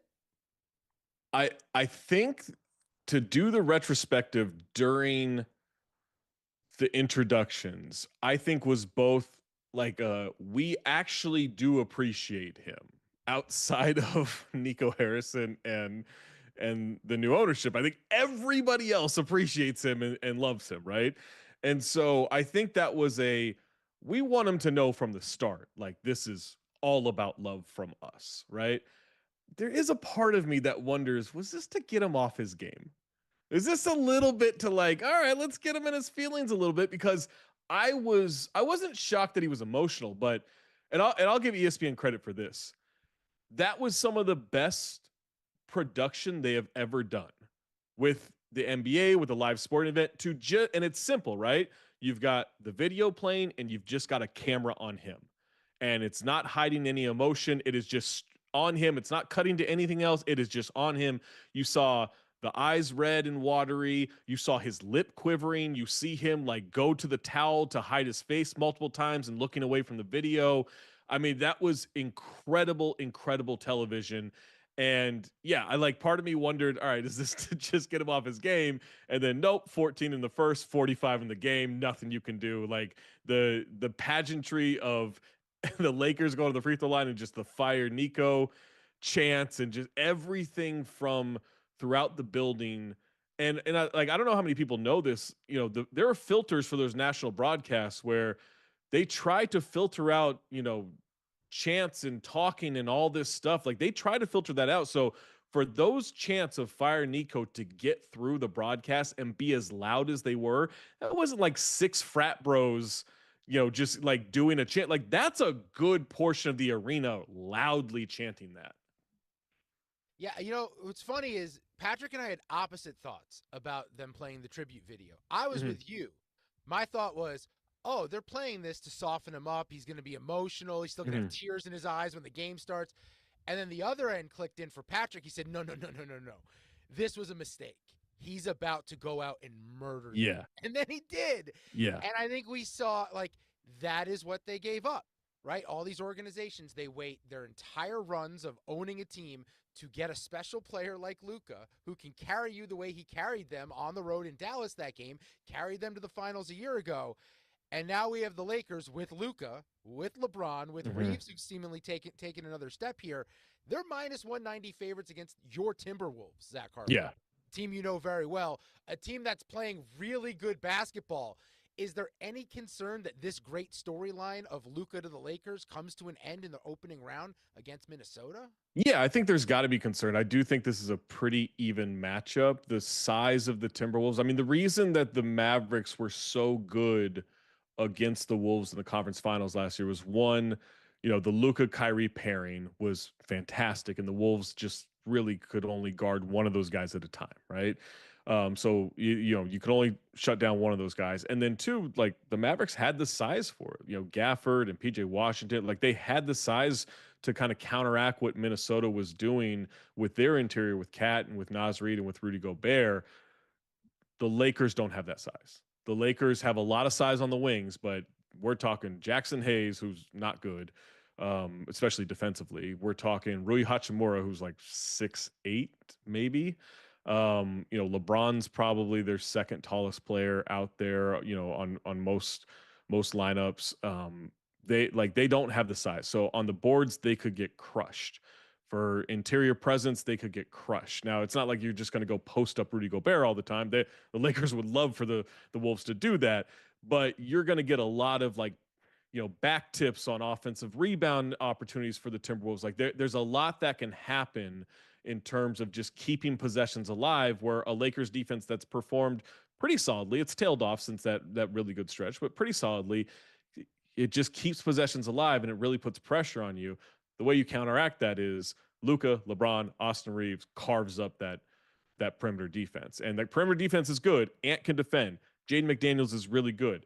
Nickeil Alexander-Walker is really good. DiVincenzo can defend. Mike Conley can defend. They have defenders, but the size of the guys that are attacking for the Lakers with LeBron, with Luka, with Reeves, those are big dudes who can really attack. And so if the shots aren't falling from Minnesota from the outside, which they shot really well this year, then that puts a lot of pressure on them to get all those other advantages. What is the price on that series, Dustin, with the Lakers in Minnesota? Yeah, Lakers minus 190, Timberwolves the other way plus 155. Wow, bigger favorite than I thought. Let's go here, Zach Harper, of course, our NBA insider. Let's go to tomorrow. Winner is the 7 seed with the play-ins. Hawk Magic, we'll toss that, and we'll go straight to the Grizzlies Warriors. The Warriors found themselves in the play-in. I think the San Antonio loss sticks out as unconscionable. Yeah.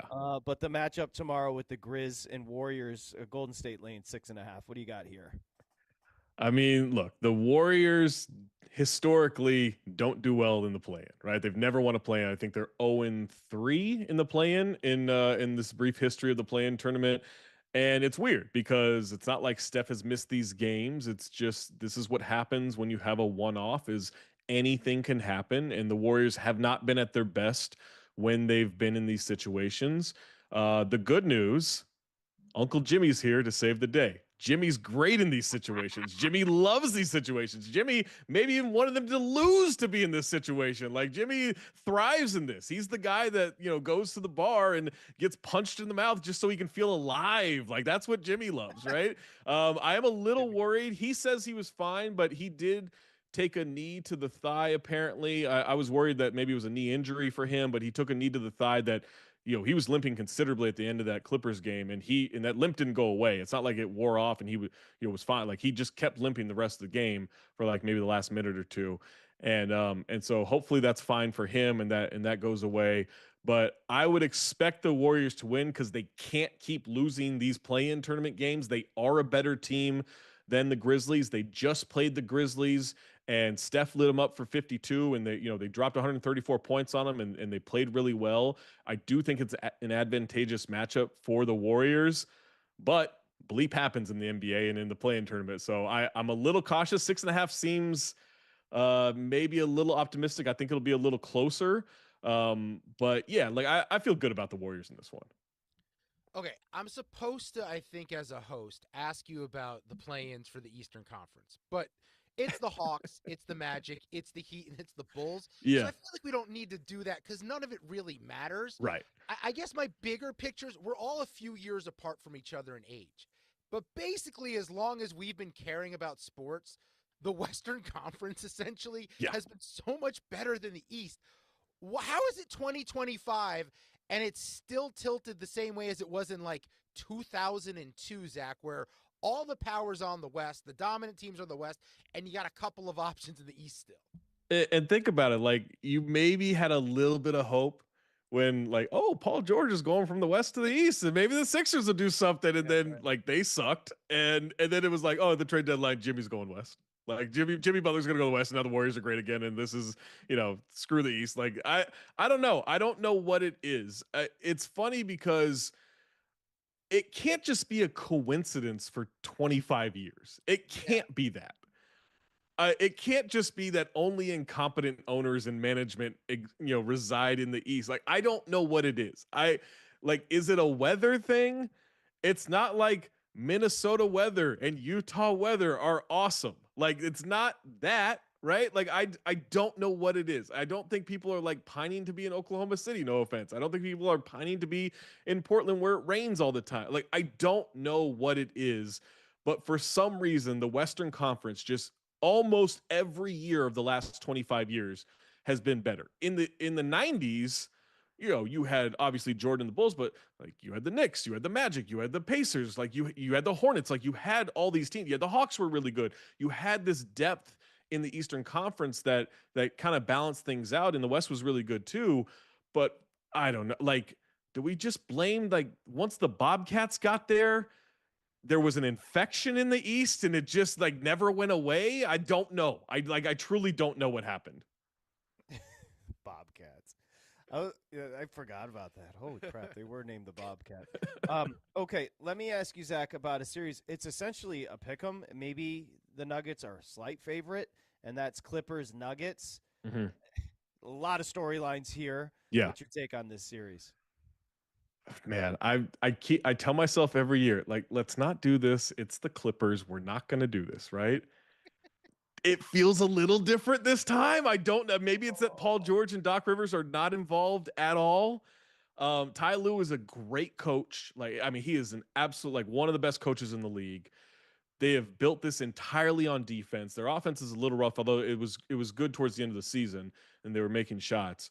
They aren't just relying on Kawhi Leonard to like drag them through stuff. He's kind of just a luxury at this point. And I'm trying to figure out what to do with this. They were great to end the season. I mean, they are playing their best basketball going into the playoffs, and that's what you want a team to be doing. My concern in this series is, like, Zubats has been phenomenal. He should be at least all defensive second team. He is good enough to at least lean on Jokic and make him work for things and absorb whatever 30, 40 point nights that Jokic puts up. My concern is if he gets owner a week ago was begging them to play with joy, and then I guess they got that over the last 3 games of the season like it's a Disney movie. I don't know what's going on, but if they lose their joy at all, I do kind of feel like the Clippers have a great shot, not just at this series, but it's an interesting matchup in the next round against the Thunder. Like I don't want to get ahead of myself here because you do have to respect Jokic and the Nuggets, but I really do like the Clippers to have a great shot in this series. Okay, from a betting perspective, they're 35-1 to win the title. And as someone who has had the same talk with myself as you just had on the air about buying into the Clippers, thinking they put it together, I would tell you don't get too hopeful about that. Because look, we're just talking a series, not 35-1. Like no title stuff. Yeah, we're not doing that. Okay. Yeah. But 14-1 to win the West. If they get past Oklahoma City, see, I'm doing it now. I'm starting to play the game that you don't want to play. We could go in on this together. Here's the reality. Kawhi Leonard might sit out of a playoff game. He might just go, you know what, guys, I'm not available for game 3. That's the thing. You're getting with the guy. Yeah, his knee is a bag of soup. Like you don't know when that bag is going to tear, and then it's just chicken noodle soup all over the floor. Like that's the problem. But what about, a week ago, the Mike Malone firing happened, and Denver hands it over to Adelman. What was like your level of surprise that they actually pulled the trigger when they did? And do you think this changes anything for the postseason for Denver?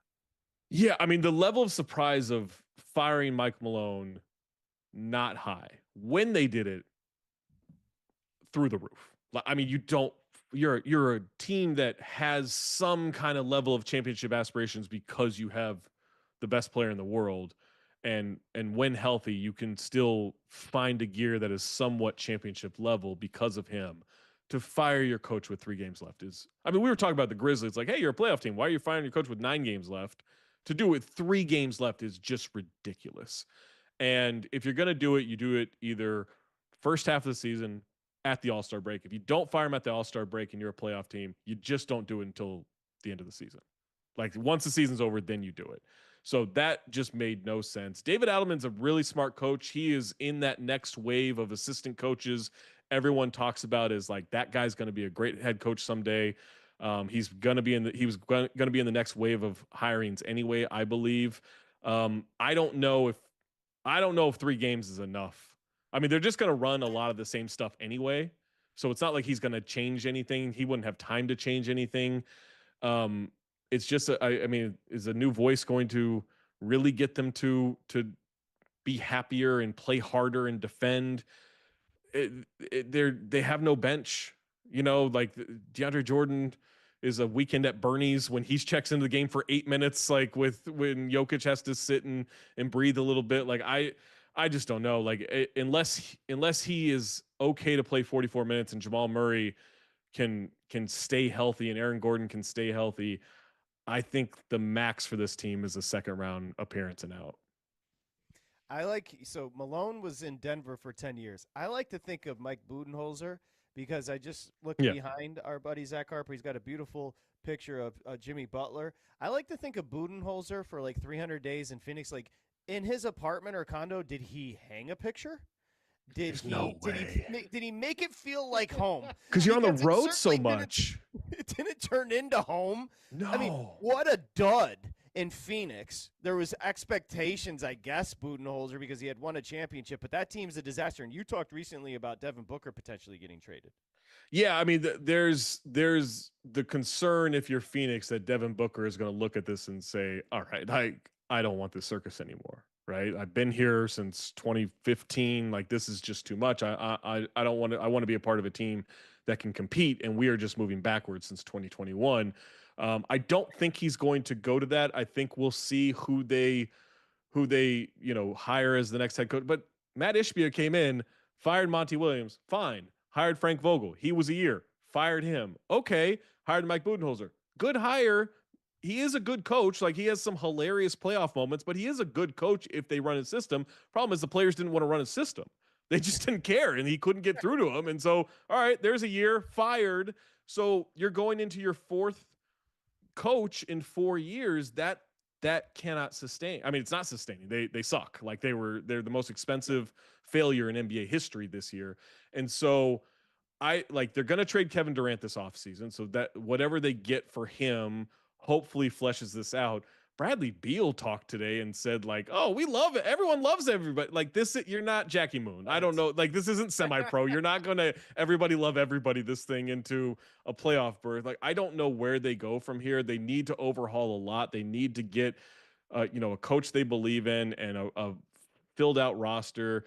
But this came down to they were 33-29 when Kevin Durant played. I believe they were 2-14 or 2-16, whatever that math ends up being, when he didn't play.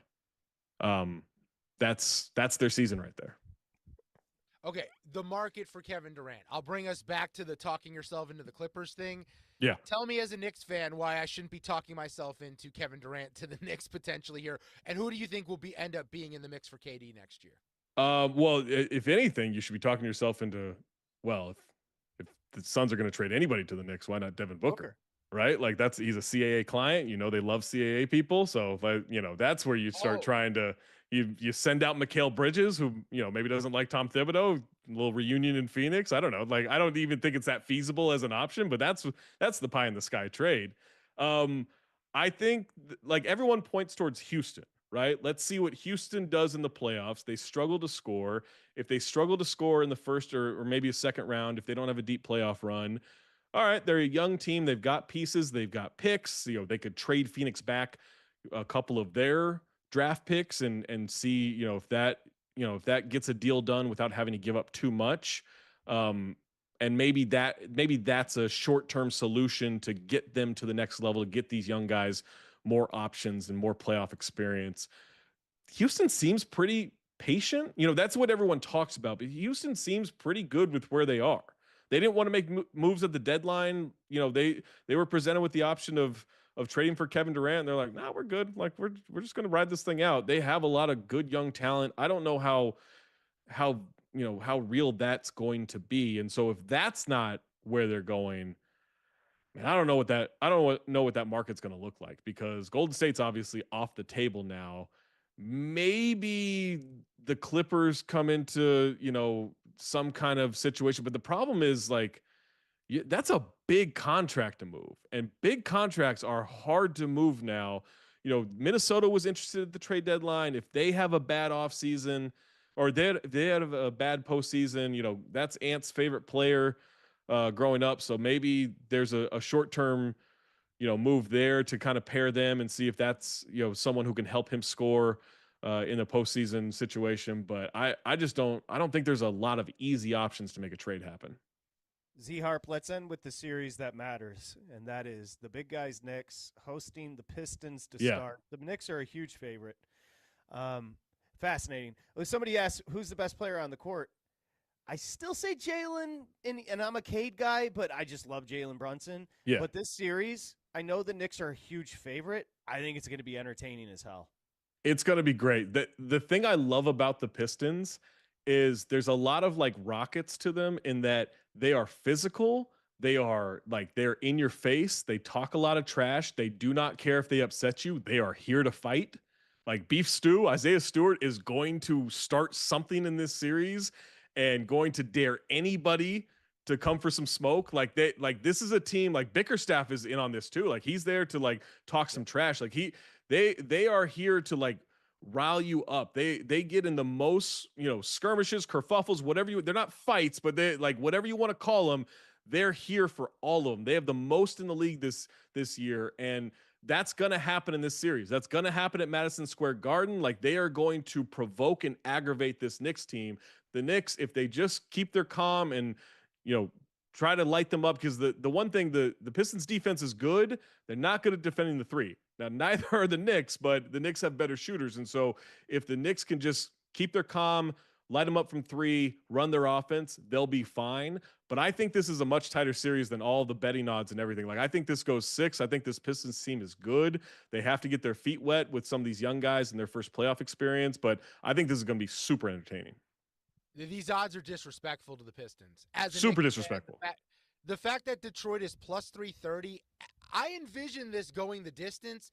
I envision the Knicks being banged up by the end of it, and if they do get past Detroit, it impacts the next series, Zach.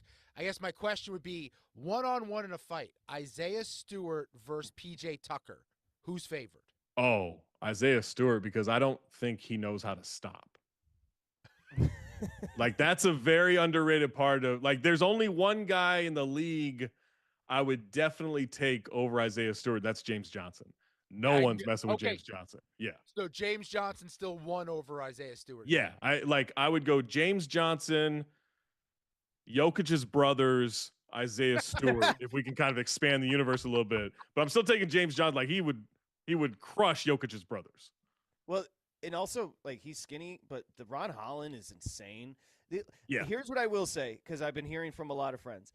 The Detroit versus everybody at Little Caesars Arena, downtown Detroit, the crowd is going to be weird, and the crowd is going to be into it, which is only going to embolden that kind of scrappiness. They've embraced the city. Like, that's all the people that, like, in Michigan, that's all they want, is it to be like a hard hat Pistons, like you guys remember in the 2000s. Like, that arena, when they go back for games, 3 and 4, is going to be nuts, Zach. Not since the Smoothie King Arena has something made me laugh as much as Little Caesars Arena. Like, that is just the funniest, like the hot and ready or whatever. Yeah, pizza, all that stuff. There is nothing intimidating about, oh, they got to go to Little Caesars tonight. Now, that team is intimidating. That team is really good. I know it's a local thing, and they got to find a way they got to change something there. It's not a great name. Like the Death Dome at Little Caesars Arena or something. They got to throw something menacing in there. It's not a great name, but I would tell you, when I was growing up, they played in the suburbs at the Palace of Auburn Hills, and moving it down to Woodward, which is downtown Detroit, it's changed the vibe in Little Caesars Arena. So you can call it Cupcake Arena. I assure you, I wouldn't go. I don't know what to tell you guys. It's a weird vibe. So we all agree, though, the total games odds on this series is over under 5.5 games, over minus 130. It's going over 5.5 games. Yeah, I think it's at least 6. At least 6. Like, this Pistons seems good. They're legitimately good, and the Knicks are good too. Don't get me wrong, but also, I just don't think the Knicks have played great basketball. Some of that is Jalen Brunson's been out for a month, and he's just getting back. He'll get plenty of rest. He'll be fine by the time the series starts. But they still gotta work that chemistry and get that continuity back. And the Pistons are really good at breaking that up. Z Harp, you're the best. The Athletic NBA writer, SiriusXM NBA radio host. He's got the podcast too. He's at Talk Hoops on Twitter. He's going to be joining us throughout the postseason on Mondays. Sorry about the delay today. Thank you for your patience. Appreciate it. Don't worry about it. And congrats to Rory. I know that's big for a lot of people. Yeah, you wanted the T, and Rory got the win. So you got everything you could ever wanted there. There goes our buddy Zach Harper. I'm telling you, and we could talk about it coming back with these series prices. I'm telling you, wait, just turn the game on when Game 3 happens in Detroit, because the people that were able to go to the game at the Palace of Auburn Hills was 40 minutes away from Detroit. So the people that really deserve to go to these basketball games weren't able to do it. And now they can. And it's going to be what up, though? It's going to be wild. We'll come back and discuss the series. It's VSiN Live, Mad Dog Sports Radio. This is VSiN Live on Mad Dog Sports Radio with Patrick Meagher and Dustin Swedelson.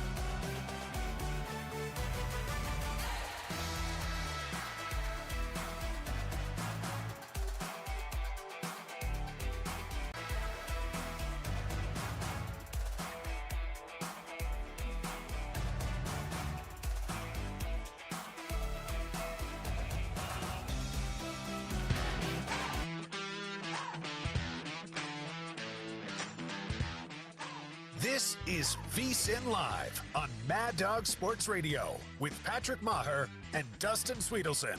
Nancy Reagan used to do this thing with drugs. You know what she'd say? Just say no. Don't do the drugs. Big guy. I need an adult dare class for that. Just say no. The big guy, Dustin Swedelson. I'm Patrick Maher. Naya doing a great job. Ryan Smith. Shout out to Ryan. Running YouTube. We're at VSiN Live on YouTube. It's always tremendous if you do us a favor and give us a subscription on our VSiN YouTube page at VSiN Live. And a little thumbs up there in the chat. Let's get to Media Roundup. And what we'd like to do is find out, get the pulse, get the temperature of what happened earlier on the network, the A topic for the big guy. And I think we're going to start with DA and Babs. Yeah, you know, our guy DA and Babs in the morning starting things off where they're the first to react on the network here on Sirius XM Channel 82. Here is their take on Rory McIlroy capturing the Masters. When we go to a playoff hole, Rory versus Justin Rose, who do you assume is going to win that playoff hole? I thought Justin Rose would win. I thought Rory would finish out this choke job because, you know, you had it there at 18. And, you know, this is just what Rory is and what he does now. And I thought that there was no way he was going to be able to recover from what just happened on 18. So I did think at that moment that Rose would win. I thought he'd win the Masters. All right, we can bring that. That's a good job by the boys in the morning. Good job, Naya. It's a good job. You got to go with Masters. If you came in talking about the NBA postseason, and I agree with Babs, I thought Justin Rose was going to win it once they went to extras. Yeah, Babs did tell me off the air private conversation that Rory, his favorite choke artist, right behind Adriana Cecic. If you guys didn't know it was coming, I got nothing for you. Who's next? It's usually how those scenes end. All right. So Babs and DA, what are they, 6 to 9 a.m. Eastern time here in the morning here on Mad Dog Sports Radio. Next up is our guy, Adam Shine, Shine on Sports. Also, our co-worker on VSiN as well these days. Make it rain. Make it rain. That's right. I got to get the math right in his head. So it's 9 p.m. on the East Coast for one Adam Shine. And here is his take on Rory McIlroy winning the Masters. My hand is raised. I did not think, because of the sheer emotion, roller coaster ride, I did not think when that puppy went to a playoff that Rory was going to be able to win. I thought he was dead. I thought he was defunct when that thing had to go to a sudden death playoff. I did not think he was going to be able to overcome all of that. And when he did, after 11 agonizing years and a final round that really was a summation of those 11 years, brilliance and heartbreak, and then to finally capture that career Grand Slam in a sudden death playoff, and to finally win at Augusta and get that green jacket, that was a Hollywood ending. Good job. I like the use of defunct, and I would agree. Once he went to the playoff, I agree with both of them. I just didn't think he would win. I thought it was too much to regroup from. No, you thought there was going to be a shot of Rory literally peeing his pants at the tee. Like that's where we're at. It was over. Yeah, it was 100%. Good job by Adam. Now, Beetle. What did I call it? I called it Cody and Decker. Sorry, Michelle. It's, of course, Beetle and Decker are up next. All right, here they are. You catch them noon to 3 p.m. Eastern time on Sirius XM Mad Dog Sports Radio, Channel 82. And this was them discussing the Masters today. Before this whole 3 hours gets out of control, I just want to say that I, Michelle Denise Beadle I, thoroughly, as a sports fan, enjoyed watching the golf yesterday. Now, everything along with it, we will get to. But yes, you're a man, Cody, and a white man at that. I would imagine you were sexually excited for all of yesterday. Is that put it into proper terms? Still no idea what to do with this erection, Michelle. That's how sexually excited. I mean, I don't know what to tell you. As a white American man, captivated, tears streaming down my face. Yikes. Hey, well, those two rascals. Well, I mean, Cody, I can tell you what to do with the erection. You use the tears for lubrication. That's exactly what you do. I solved all your problems. They're rascals. She's a third? No, I thought she said the first. Oh, I thought she said she's the third. I'm like, there's 3 other Michelle Beadle Deckers? No, that's Or an whatever. interesting point. Michelle Denise Beatles? It kind of shows you the ego of men. You find a lot of men who are juniors and the seconds, the thirds, whatever. You don't run into a lot of women who are the seconds or the thirds. There's no juniors for women. You don't ever get that. Because our sex are dorks, and women are just like, you know what? We'll just handle it. We don't need titles and labels. What are you going to die and be proud of your freaking label, you loser? Have the same anyway, name as the person before you. Good cut. When we come back, you're going to hear from Dog. I'd be curious here. Didn't get to hear Dog, obviously, but I'm curious to hear what because generally what Dog will come on and say is, Rory is terrible. That sucked. Yeah. Well, did you have a good time? Dog wants to take a dump on it. Exactly, but apparently I might be mistaken. You'll hear from Doggy next here on the Media Roundup. It's VSiN Live, Mad Dog Sports Radio. This is VSiN Live on Mad Dog Sports Radio with Patrick Maher and Dustin Swedelson.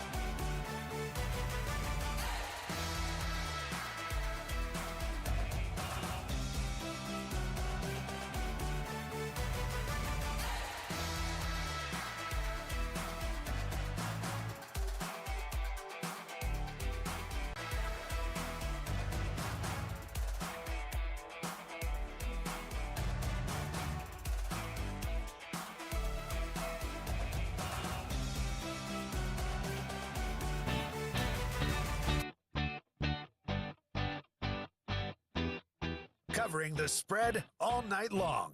This is VSiN Live on Mad Dog Sports Radio. Here's Patrick Meagher and Dustin Swedelson. Look, if they came to me and they gave me an option, I'd say, here's the team. Me and the big guy, Naya and Ryan. I'd be lying if I didn't say Jacob got the blood flowing. Not that I want to work with him. I hate working with him. Loathe it. But I think I love the guy. There's a difference there. Now, Jacob is the guy you guys remember. He's part of the squad now because he goes on double dates at the same restaurant 2.5 hours apart, then heads to the strip club after. I mean, he is a loose cannon, but he's now somehow worked his way into fabric of the show. Do I want to work with him? Never. Do I want to hang with him? Not really. Do I want to listen to him? Absolutely. Yeah, I want to know what's happening next in the land of Jacob. You hate Jacob, actually. No.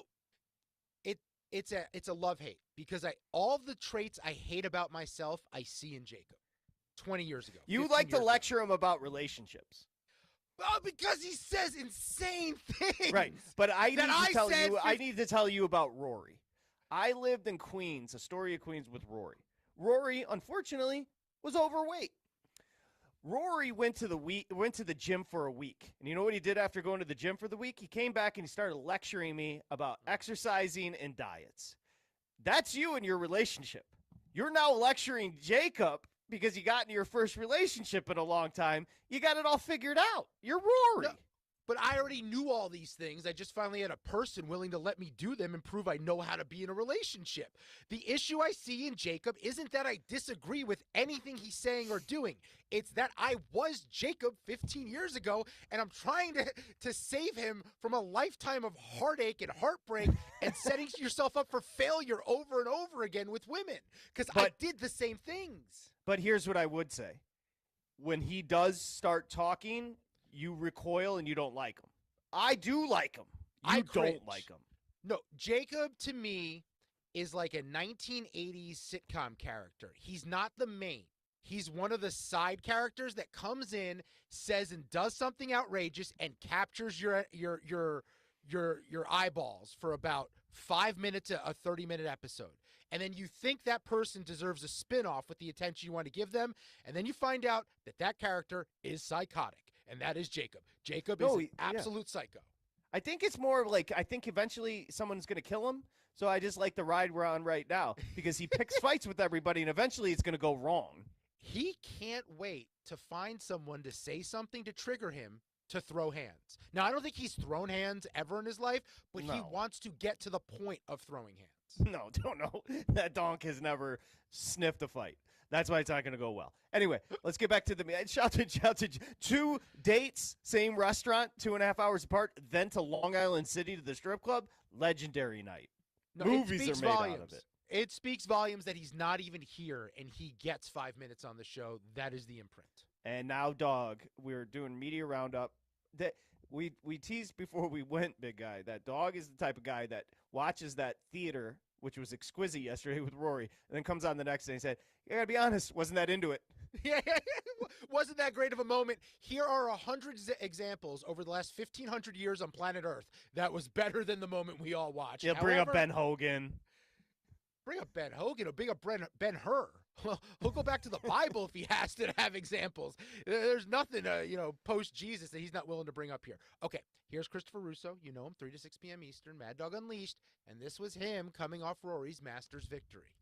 When you are trying to break a jinx, as Rory was trying to do yesterday, you need to go above and beyond. Sometimes breaking jinxes is not as simple as winning by 8 strokes. Right? Sometimes it is, but sometimes breaking jinxes is to do what the Cubs did in 16 in the World Series. Down 3-1, get to even, and then leading in the 8th inning of Game 7, and Rajah Davis hits a home run.